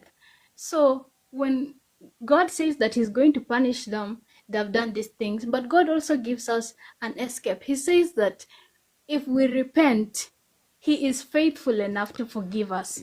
Is that not Yeah, what the Bible the says? the Israel the So Israelites didn't the Israelites didn't repent. Elizabeth, Moses. Jesus, No, someone Elizabeth. prayed on their behalf. Elizabeth, the reason that Yahweh did not kill the Israelites was because, and only because, Moses begged God not to do it. Yes, Moses prayed on their behalf, and this is what the Bible encourages us Christians. We need to pray for each other, and because of one person, God might forgive the rest of the people. So God does changed. change his mind. He wasn't okay. He didn't change his mind from the original plan that was to give No, them he did. No, he a changed his land. mind from the plan. He changed his mind from the plan to kill all the That was Israelites. not the original plan. Now was it? It It was doesn't the matter. That consequence of what they've doesn't just matter. done. It doesn't matter if it was his original plan. It was the plan that he had in that moment. He No, planned no. to When wipe we out say the someone Israelites. changed their mind, we are sticking to the road. Let's Look- say it's the highway. No. Yahweh originally wanted to bring the Israelites into the promised land. Then he changed his Yes, mind and he was that going is to the wipe them original out. plan. Yes, and then his next plan was to wipe out the Israelites. It wasn't and the only a plan. reason, It was a consequence yes, it was. of what they had done. No, he said A no. He consequence. says I'm Okay. going to do this thing. I'm going to wipe them out. That was his Yes. plan, and the only Because of reason he this, didn't it stick to wasn't that a plan. plan, it was a The plan. plan was You telling me? Do you know what plan is? What a plan Dalton. is? Dalton. Elizabeth. The plan was to take them to the promised land. The plan Can was we to all wipe first them out. agree on that? No. The plan in this moment Dalton. was for Elizabeth. The plan Okay. was for Yahweh to wipe out the Israelites and start over with Moses. Guys, let's be honest here. God said his original plan was for them. We And can all his first agree. his You agreed original with plan me. his original plan was to bring the Israelites into the promised land. His current plan in that moment Let's was pause to in wipe that. them Let's out. first pause. Elizabeth, I need you to stop lying to my audience. Okay? I'm not We lying. know, You we say know, these we things. we know what God's original plan was, but his plan in that moment was to kill the Israelites. It wasn't his plan. Yes, it It was. was Did no, he have it an wasn't. intention It or was the decision? consequence. Did he have an intention or decision about what he was going to do to the Israelites? The intention was to take them to the promised Did he have? land. Did he didn't have an? intend to harm Did them. God Elizabeth? doesn't never intend Elizabeth? to harm Yes his or people. no? Did Yahweh have an intention or decision to No, kill the he Israelites? did not have an intention. God never So you has think he bad lied? intentions. Did he lied to He didn't have Moses? intentions to hurt them. Then he no. Then He he was- lied to Moses. He lied to Moses. Then He didn't lie. He said that did for what Yahweh they've say? done, Did Yahweh say that he told Moses to leave him alone because he is going to wipe out this people and replace them with Moses? Yes or no? Can I give you No, an example? no. You can answer yes or no. Did what? No, I said no. You can answer yes or no. Did Yahweh tell Moses to leave him alone because he's going to wipe out the Israelites and start over with him? He said that Was he lying? he wasn't. God never lies. Well, that's not true, but we'll get to that next. God never lies. He does, but we'll get to that in a second, Elizabeth. Okay. We're gonna stay on We're gonna stay on focus. So, was Yahweh lying or telling the truth when he told Moses that he was going to wipe out the Israelites Yahweh never and start lies. over? With, My God I is did- not a liar. did- I answered the question, Elizabeth. Was Yahweh telling the truth or was he lying when he told Moses that he was going to wipe out the Israelites and start over with him? Answer it. God said that. Did he intend Was to it? bring Ye- harm on them? If, Those are two yes, different things. if God was lying, then no, he wasn't intending to do that. If he was Dalton, telling the can I say truth, something? then Elizabeth, Mhm. if Yahweh was lying, then no, he didn't intend to destroy the Israelites. If Yahweh was telling the truth, then yes, his intention and decision was that he was going to wipe out the Israelites and start over with Moses until Moses begged him to do otherwise. Okay. Can I say something? As long as you respond to what I just said. I already told you that God said it. And did he mean God it? said Was he telling it. was he telling the truth? God never lies. Was he telling the truth? I said God never lies. Is So that he was not an telling answer? so therefore so you're refusing to actually sound out the words because the implication of it. So Yahweh, yes or no, just this is going to be a yes or no and no other word coming out of your mouth. Yes or no, did Yahweh intend to wipe out the Israelites and start over with No. Moses? Then Yahweh's a liar. No. Then Yahweh's a liar. Intention? Then Yahweh is Okay. a liar because he told Moses that he was going to do this thing. Can I now speak, Dalton? Kindly let me say something. If you can be honest with me and with the text, then you can speak. Okay. So now let's say you are a dad. Okay, let's use me. I am a mom. If I am a mom, I'm still young. But if I was to be a mom, Mm-hmm. and I told my kids, you people that are listening down here, and I told my kids that, hey, I'm taking you to Disneyland. How do you guys call this place? Disney World. Okay. And then the kid does something that is so annoying, like they want to go play with their friends, they spoil their clothes. Then I'm like, I'm going to Uh-huh. punish these kids.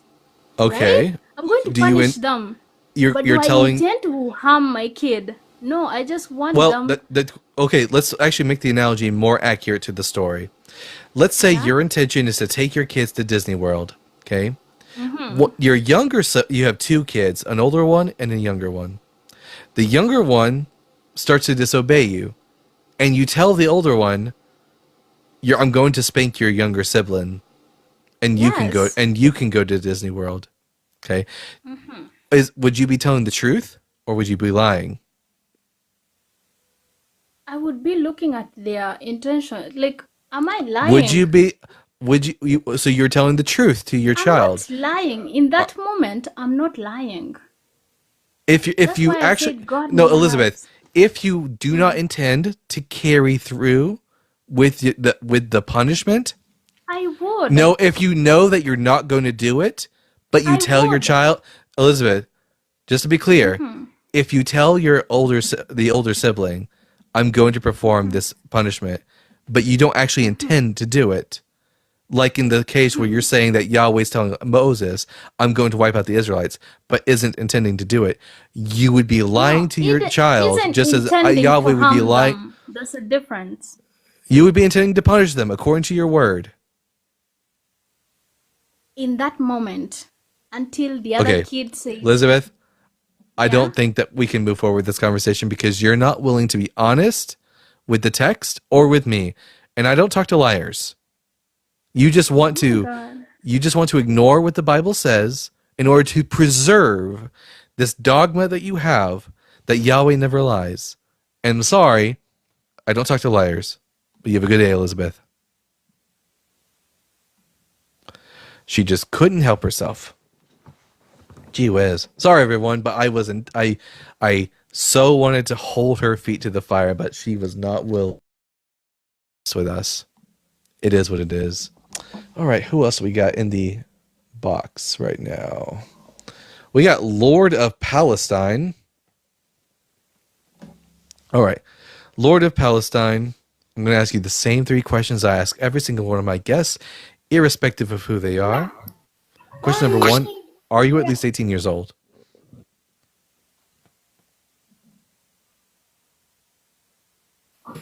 Sorry, what the question is? Are you at least 18 years old? No, I'm old. I'm older What? than. I'm All older right. than. Are you a Bible believer? Yeah. All right. What are your pronouns? What is my? You mean my religion? What are your pronouns? Do you mean my religion or what? No. Do you go by he, him, or she, her, or they, them? Oh, I mean the God? You. Oh, he. All right. I'm Dalton, the Bible guy. Yeah. I don't believe in the Bible. Lord of Palestine, why should I believe in the Bible? It's up to you, but there is always something have the power. Actually, for me, I believe in Quran. I believe in God. I'm a Muslim. So you don't actually believe in the Bible, so you lied to me. No, we believe that there is some word. It's from the God, but the rest of it is just like Yeah, so you don't let's say- actually believe in the Bible. No. Because All when right. the Quran came, Well, they deleted whatever before the Torah. read the room, bud. I don't know why Muslims keep coming up here when I'm clearly asking about people who believe in the Bible. Like, my dude, one of these nights I will hold up why should I believe in the Quran live, and then you can come up and talk to me about your pedophile prophet. Gee whiz. CMY Camp says he came to preach Islam. Yeah. I don't know why. They're just not very self-aware. Matthew Maury, the Bible is true and science is true. I don't know who Matthew Maury is, but I would tell Matthew Maury that he's wrong. At least about the Bible. He's right about science. Let's see. Samuel Morse, it is his work, not into us, but to thy name, O Lord, be all the praise. Sam I don't know what it is you're going on about. Remember, everyone, to keep tapping that screen and sharing the live out so we can get some more Christians in here, or Bible believers in general. You can be Jewish or Christian. You're more than welcome to come up and give me a reason why I should believe that your Bible is true. Let's see. We'll get some comments here. Be specific. There are more Bibles than one. There are more. I mean, there's different canons of the Bible. So we have different books. But what do you mean by more Bible than one? Or you mean translations? I don't think any of the translations contain truth. Let's see. Elizabeth, you weren't honest.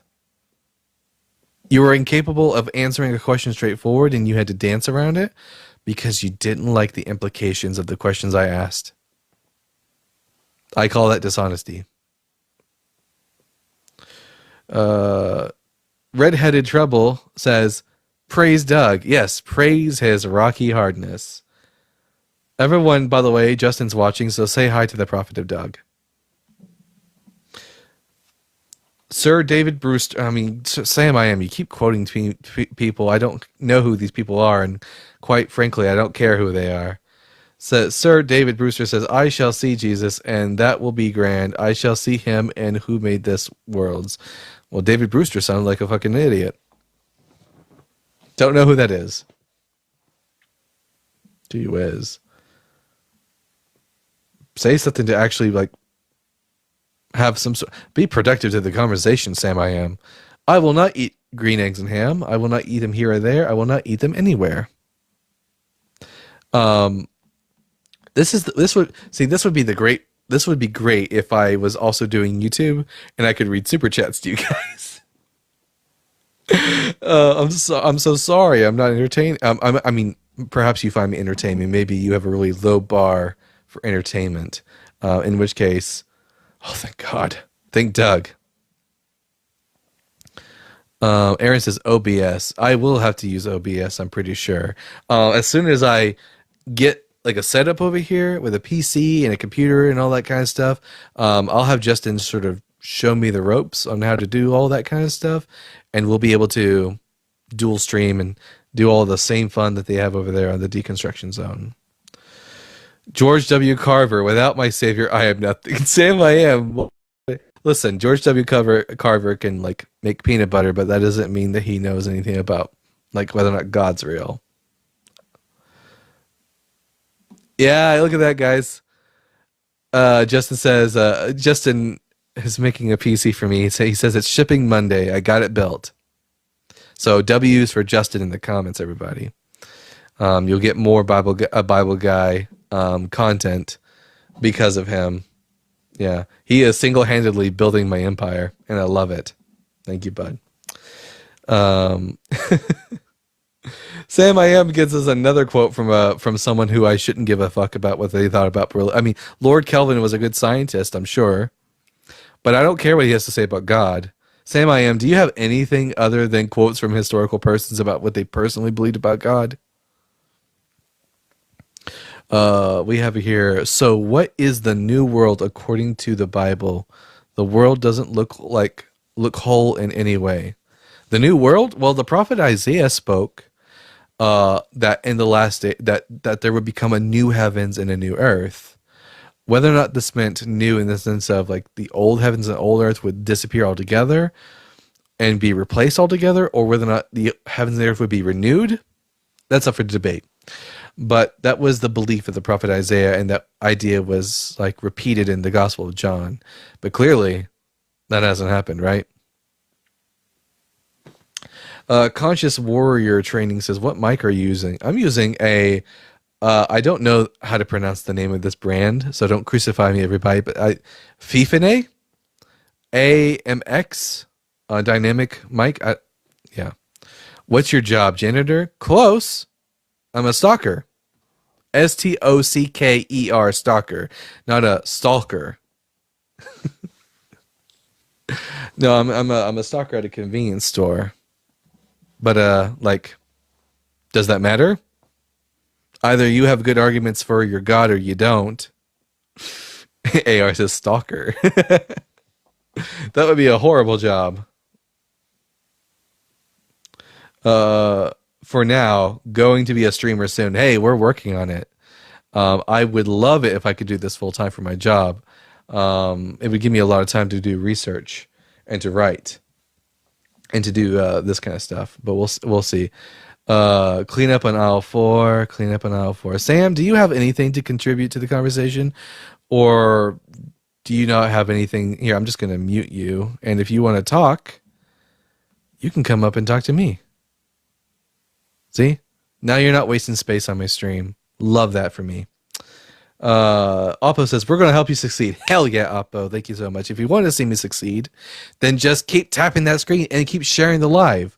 Because for some reason, I mean, maybe it's because it's Saturday night and people were out busy, but not a lot of Christians coming on tonight. Angry Atheist says, Sam also has funny political takes and calls us libs. Does that count? I'm not really a liberal. I'm more of a leftist. So Sam would be wrong if he called me a liberal. DTP says he ultimately didn't destroy the Innes who weren't guilty of worshiping a golden calf. Yeah, he didn't, because he changed his mind. Moses convinced him not to. Elizabeth, not Elizabeth we just spoke to, but my friend Elizabeth, also known as Redhead Trouble, says that she's getting ready for work. Very cool. Angry Atheist says another Dalton W as predicted. Yes, if you predicted that I would have a W, then you are a prophet, because that came to pass. Although the question is it a self-fulfilling prophecy because I knew I was going to win? Plug your YouTube. Absolutely. Listen, guys, if you haven't already found my YouTube channel, it's called The Bible Guy. Same name as the YouTube channel. But if you really need help finding it, you can just go on my TikTok, go to my link tree, and you'll find my YouTube channel there. And my Cash App, but you didn't hear me say that. Ozzy says, in regards to Isaiah's insight, the new world is born after a major calamity. I mean, according to many of the authors of the New Testament, yeah. Let's see. If we don't get any more... Oh, we got someone in the guest. Pope Pius the X's top guy. All right. Pope Pius the X's top guy. I'm going to ask you the same 3 questions I ask every single one of my guests, irrespective of who they are. Question number 1, are you at least 18? Yes. Okay, question number 2, are you a Bible believer? Yes, I am. And question number 3, what pronouns do you go by? I go by he, him. All right. X, I'm just going to call you X for now. X, I am the Bible guy. I don't believe in the Bible. X, why should I believe in the Bible? Because it's authentic. We see that there are the accounts of like church fathers and stuff all testify for the authenticity. Yeah, why should I care what they think? because they're early testimonies and they're patristics to early witness of the sources of the Bible that you claim that you don't believe in. That's why. Yeah, well, when the Bible kind of disagrees with itself, even on when Jesus was born, or whether or not the law is abolished, or whether or not Yahweh can change his mind, I kind of don't care what the church fathers thought. They would just be just as wrong as you. No, they would be the true final authorities when interpreting scripture, unlike you. So they the claim. reason why that we should, wait, I wasn't done. So the reason why that we should go by what the church fathers say is because that they're the final authority in this matter, unlike us. Yeah, why should I care? That's the claim. I just told you. But why I should I just think told that you they're why should I think they're the final authority? Because they were taught by the apostles, so that their authority, it would be Even if that's true, and they were taught by the apostles, why should I care what they thought? I just told you. Why can you steal men? Why? Why? I think the apostles. I don't even think the apostles were able to understand the Hebrew Bible. Why should I care what the apostles thought? Well, for one, that's just like a claim with no evidence. Two, Yeah, I can bring why- the evidence. Wait, hold I on. can bring the evidence. And two, we see that church fathers say We'll get to that in a otherwise. second. Once again, we see that Regardless church of what fathers you're about to say, I'm going to give you the evidence for why the apostles could not understand the scriptures. Are you going to Do you use wanna go- modern day scholarship or scholarship during the time of I'm the go- apostles? Well, I'm not going to use the beliefs of the apostles because that wouldn't make any sense. I'm going to go to the actual text of the Hebrew Bible and I'm going to see what it actually says. And if your apostles had the right interpretation, it should be able to hold up to scrutiny. Okay, so For are you exam- doing an internal critique? Are you doing an internal critique or I'm not external going. critique? I'm going to read the Hebrew Bible, and we're going to see if what it says matches with what the apostles said. Is that okay with you? So are you critiquing the position? Yeah, I'm critiquing the position of the apostles I'm critiquing their interpretation. Okay, perfect. So is this an external critique or an internal critique? I'm not going to hold myself to one or the other. I'll do whatever I damn What do well you mean when please. you do- when you're so, doing it- when you're doing a so critique, it's X, either- it fits into did the the author of category. did the author of the Gospel of Matthew believe that the prophet Isaiah prophesied a virgin birth? Wait, hold on. When you're going to No, be, when you're going to I'm be going. critiquing- I'm not going to hold myself to either internal or external critique. I'll use both because I'm not use held to both? one or the other. And if How you would don't use like both? because we'll see. How We'll would you see. use both? Now, X, did the apostle Matthew believe that the virgin birth was prophesied in the Hebrew Bible? Once again, I can't engage in the argument. You I can can't engage. You will answer my question. This is I okay. cannot engage X, if X, you're not telling me what critique X. this is. My critique is I'm going to read the Hebrew Bible and I'm going to see if what it says aligns with what the apostles allegedly said. Is that Dude, okay with you? Like, if you're telling me what critique this for, I can know the critique. I have Fine. to know the critique. I'm telling you, maybe you can use context clues. I'm going to say it really slowly for you. I'm going to read the Hebrew Bible and we are going to see what the Hebrew Bible actually says. Okay, what was critique that are you hard using? I'm reading the Hebrew Bible. Okay, what critique are you using here? When So you're critiquing sure, I'll like use that? an internal critique. I will read I will use internal critique. But when I say internal, You're an I internal do not mean the entire Bible. I mean just the book of the prophet Isaiah. Okay. So if you're using an internal critique, so audience, listen. He just granted an internal critique. Audience, listen. So For the he book is of suppo- Isaiah. So look. He's supposing the position to be true. For the book but of he's doing- Isaiah. So he's supposed. Yeah, you don't get to preach to my crowd. Anyways, so are you willing to let me actually critique the Apostle Matthew's interpretation of the book of Isaiah? Yes or no? You already supposed the position to be true. No, By I doing don't. it. By So, doing it. are you? Listen, I don't care what your script is. You can either like engage with what I'm saying or fuck right off. So, are you going to allow me to critique what the Apostle Matthew said in regards to his quotation of the book of the prophet Isaiah? Go ahead. All right. So, did Matthew believe that there was a virgin birth prophesied in the book of Isaiah? Yes or no? Yes. Okay. Where is that prophesied? So it's not going to be anywhere within written tradition. It's going to be unwritten tradition, as Saint Basil the Great says. No, he quotes a prophet. He quotes a scripture. Does he not? Yeah. What scripture does he quote? I'm pretty sure it's going to be unwritten tradition. not No. anything that was Okay, you don't. down. Okay, this I'm is pretty sure. embarrassing. I think I'm wrong. I think I'm wrong though. I'm not gonna lie. I think I'm wrong. He quotes a text from the Hebrew Bible to make his case that Jesus was born of a virgin. Okay, He where says does it's he quote fulfillment of Isaiah? prophecy. Okay. In Matthew chapter 1, verse 23. Yeah. Okay. In what part of Isaiah? Isaiah chapter 7, verse 14.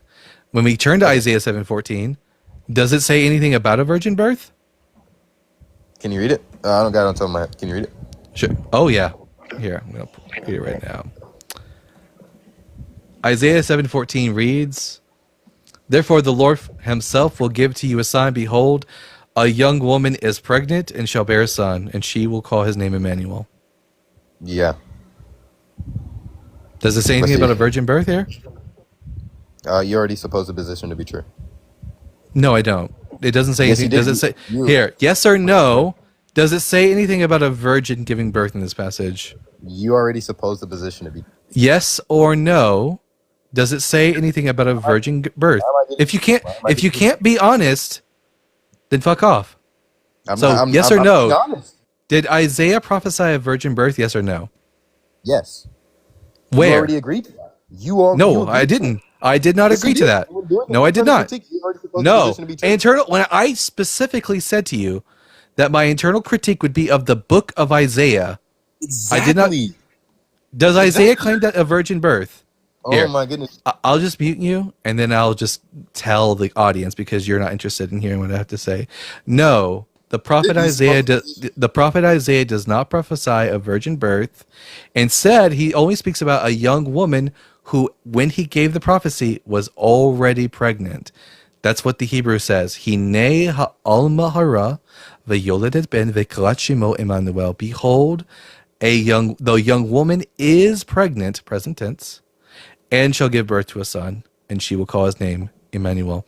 Doesn't say anything about a virgin. Now, respond to that. And I don't want to hear the phrase internal critique coming out of your mouth, or I'm going to drop you. Okay, so reading the verse of Matthew, I can just simply I said interpret- reading wait, the verse of whoa, whoa, whoa, reading whoa, the I know, verse I know. reading the verse of Isaiah. Does it say anything about a virgin? I'm going to answer. I'm going to answer. Okay. Wait, can I without getting muted? Is that all right? We'll see. Be honest. Okay. Okay. I am being honest. So we can interpret the passage in Isaiah talking about a virgin based off the fact that a virgin literally gave birth. No. No, Because does Isaiah say anything about a virgin giving birth? The fact that the virgin did give birth, yes. No. That you stop answering questions I didn't ask you. I asked you. I'll ask you the question again. I didn't ask whether or not a virgin gave birth. I asked, does the prophet Isaiah say anything about a virgin giving birth? Based off the fact that a virgin did give birth, yes. No. I didn't ask you if a virgin did. Okay, yes or no? Did I ask you if a virgin gave birth? According to the prophet Isaiah, yeah, you did. No, did I? No, did I ask you if a virgin gave? You just did. You just did. You just did. If you cannot listen, if you cannot be honest, no, I'm not going to let you sit up here and lie to my audience. I did not ask you if a virgin gave birth. I asked you, did the prophet Isaiah say anything about a virgin giving birth? Do you know the difference? He implicitly said it. No, he didn't implicitly say it. I'm asking, did he say anything about a virgin? Okay, do you know the Hebrew word for virgin? Wait. What's the argument? Do you know the Hebrew word for virgin? A question is not an argument. Do you know the Hebrew word for virgin? And a question is not an argument. I'm going to hold your feet to the fire on this. You will answer. Listen. Did he say, what's the Hebrew word for virgin? That's not an argument, once again. It's going to lead to an argument, you dumbass. A question. What is the Hebrew word virgin? What is the Hebrew word for virgin? It's not an argument. I accept arguments and syllogisms. Bye. The Hebrew word for virgin is betula and does not occur anywhere in Isaiah chapter 7, verse 14.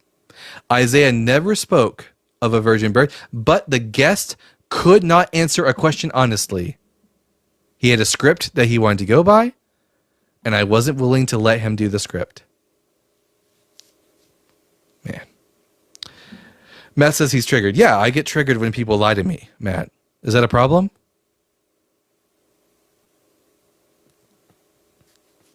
Fire says, thank you. He was insufferable. Indeed, he was. There's nothing worse when the person won't answer your questions because they know that if they answered them honestly, it would be utter destruction to their worldview. But that's exactly what I would expect from a Catholic. Don Eladio is delusional.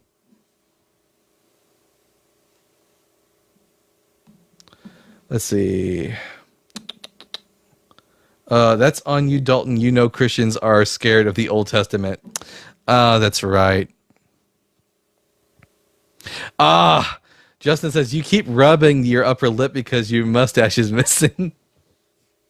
I don't know. That's just a thing I do. I don't know why I rub my upper lip. I just do it. But maybe it is because I'm missing a mustache, because otherwise I would be doing this. Yeah. Oh, well. Okay, we're going to be live for at least another 10 minutes unless someone shows up, in which case we'll go until 8:30. But hopefully we can get a guest that comes up who's actually honest with what the Bible says. Did Isaiah see a pregnant girl in front of him when he spoke that? Yes, actually, Matt. Yes. The Hebrew of Isaiah chapter 7, verse 14 doesn't speak of a young woman who shall become pregnant. He says, Ha-al-mahara. The young woman is pregnant. And when he uses, she may not have been standing right in front of him, but the young woman that he's referring to is someone that he and Ahaz both know. Why do we know that? Because the Hebrew uses the definite article when referring to the young woman. It says not Alma, but Ha-Alma. In Hebrew, this is called the Hey Hayediyeh, or the Hey which is known. Because when you use the definite article in this case, it means that the object being spoken about is known by the speaker. Think, for example, of the differences between these two sentences. If me and you are sitting in a room full of desks, or full of chairs, and I say to you, go grab a chair. Well, that could be any chair. I'm not being specific. But if I say to you, go grab the chair, your first question might be, which one? Because I use the definite article, and it means that I'm defining a very specific chair. So Isaiah spoke not of a young woman, which could be any person, but he said the young woman, meaning that the woman he's speaking about is someone known to him and to the individual he's speaking to, which is Ahaz. And not only does it say a specific young woman, but it doesn't say ha'alma tahare, which would mean the young woman shall conceive, as in she's not already pregnant. It says ha'alma hara, the young woman who is pregnant. It's an adjective. It's a word to describe her state of being. She is pregnant. So it couldn't have been Mary, unless we want to make the claim that Mary was pregnant for 700 years, in which case that's a tough pregnancy. And what she's such a trooper for holding on for that long. Man, you being bilingual adds so much to this live. I'm Lexi, I appreciate that, although I don't know if I would necessarily classify myself as being bilingual. If you plopped me down in a random street in Israel, I wouldn't be able to have a conversation with people. Did they call the child Emmanuel? Yes. Yes, Matt.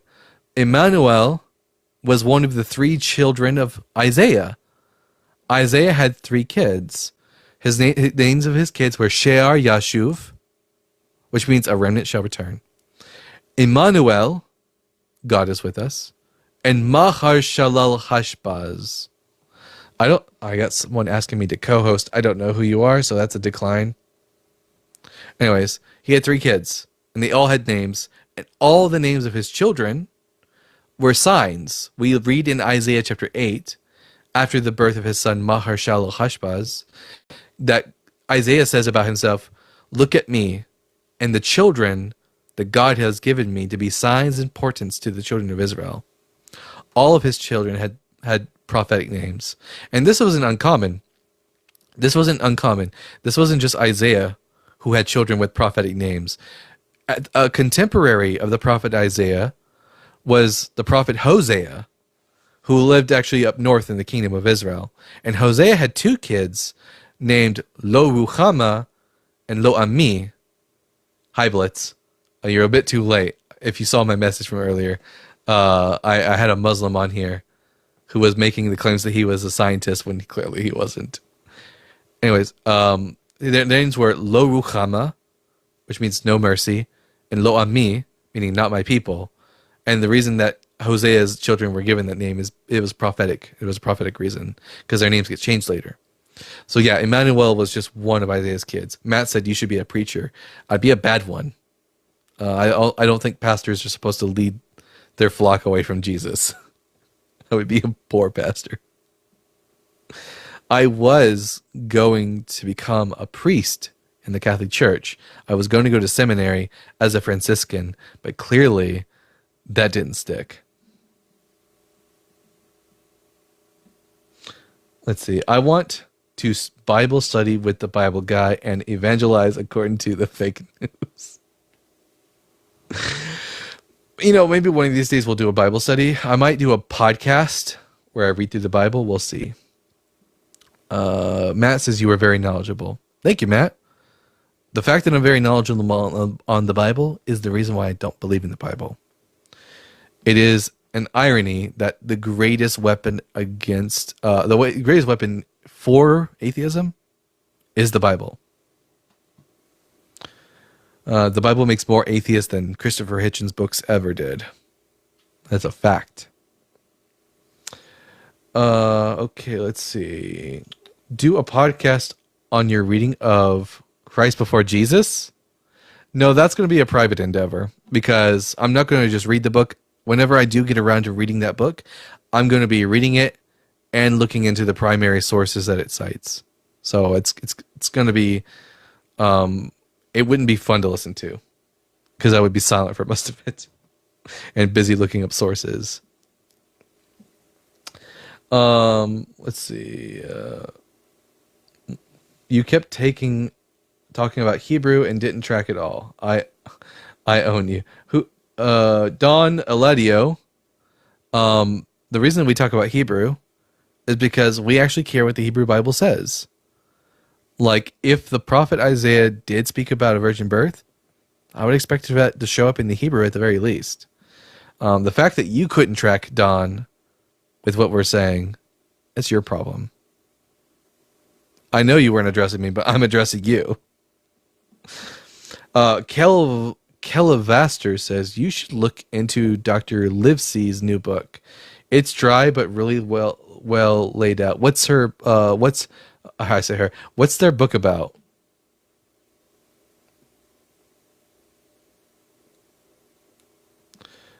Oppo, what is Don crying about in the comments? I'd be very interested to find out.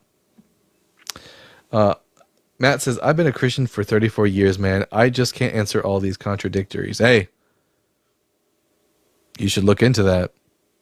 The number of years that one is invested in a belief does not tell us the veracity of the belief. There are people who have been atheists for like 80 years. You wouldn't just like, well, they've been atheists for so long, it must be true. I suggest, Matt, that you learn some Hebrew and read the Hebrew Bible in its original context.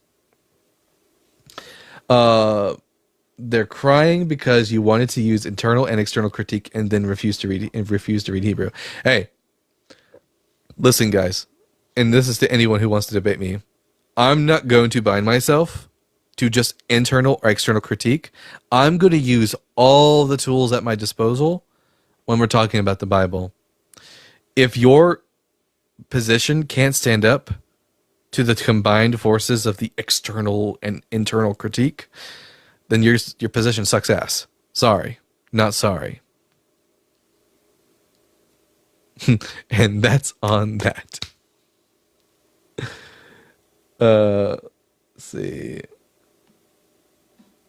You don't even know what the distinctions between both critiques are. No, I do. Like an internal critique is we're just talking about the text, what the text itself says. An external critique would be me, for example, asking, but did Matthew actually write the Gospel of Matthew? I understand the difference. I'm just not willing to bind myself to one or the other because this is my show and I'll do what I want. Oh my gosh. Don Hilario, the fact that you can't tell that he does know the difference shows us how low tier you are. Facts. And the fact that Don has to come up to actually talk to me tells me a lot about how confident he is in his position. It's easy to be a keyboard warrior. It's a lot harder to come up and actually debate.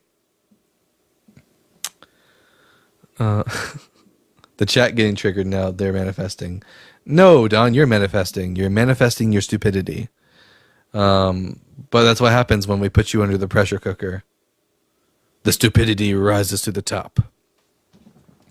Don't worry. We're willing to get you an exorcism. It's called reason. Now, whether or not the exorcism takes is depending on whether or not you're willing to actually listen to reason. Let's see. Araceli says, what's the argument? The argument for what? For why I don't believe in the Bible? It's incoherent. But I'm more than happy to talk about that. Listen, we got 7 more minutes before I'm willing to shut down the live. Listen, if you want the live to continue, Christians, get up here and talk to me. I can't sit up here and talk to myself forever. I don't like the sound of my own voice, despite what some of my opposition might think. Let's see.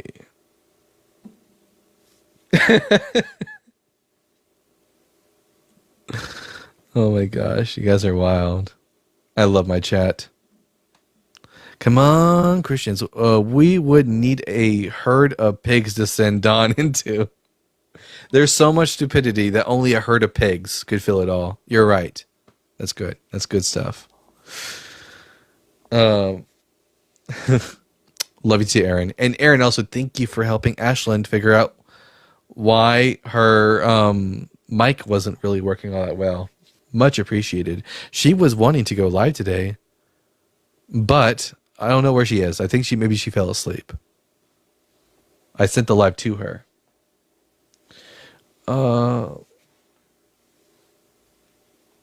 Kilavaster, I did not see if you tell me what the book is about. Let's see. Here, I can't seem to find it. Kilavaster, what was the book about? Do you need moderator? I do need moderators. Jinx, do you want to be a moderator? Thank you for the pumpkin. Here's my rules for being a moderator, though. The rule is that the moderator's job is not to bring up a guest or to dismiss a guest or to mute a guest. The only job of a moderator is to moderate the comments, and the only things I need moderated are people spamming the same thing over and over again, or writing in all capitals, or using slurs. Those are the only things that I need moderation for. Here, let me see. Where are you at, Jinx? AR says, I can't be a mod. I get too angry too fast. No, I understand. Oh, there you are. Oh, yeah, I have to actually do it on my phone. I keep forgetting that. I keep wanting to do it on my backup account, but my backup account doesn't have that authority. Just go in here. Add moderator. There you go. You have been knighted. Moderator. Everyone, all hails Sir Jinx. All right, let's see.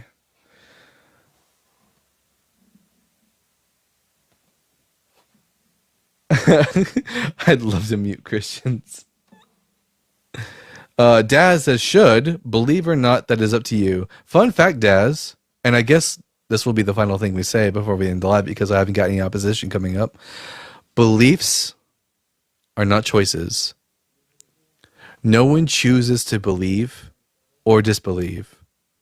It is the natural result of either being convinced or not being convinced of a proposition. I'm not convinced that the Bible is true. Therefore, I can't believe it. I can't. I just don't have a choice in the matter. I can't flip a switch in my head and believe things that are apparently not true. If you have that ability, well, that's crazy. You'd be the first in history. But anyways, hey everyone, thank you for all the lives and all the likes and all the shares. Make sure that you check out my YouTube channel. This episode will be up probably by tomorrow. I try to get on that as soon as I possibly can. But perhaps we'll go live again tomorrow after the Unapologetic show, which ends at 2 p.m. Central Standard Time. So make sure that you go and watch the Unapologetic show, because that's some good shit. Love that show. I'll stand for it all day. And also, real quick, because I told him I would, if you aren't already familiar with the Atheist Experience, there's a longtime host of the Atheist Experience by the name of Jim Barrows, or James Barrows. He has recently started going live, and I would like to see him get more traffic on his channel.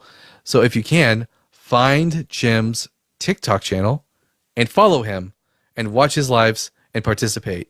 Because he's one of the OG atheist debaters, and we need to support our vets. All right. So everyone, anyways, you guys have a wonderful night, and I'll see you guys tomorrow.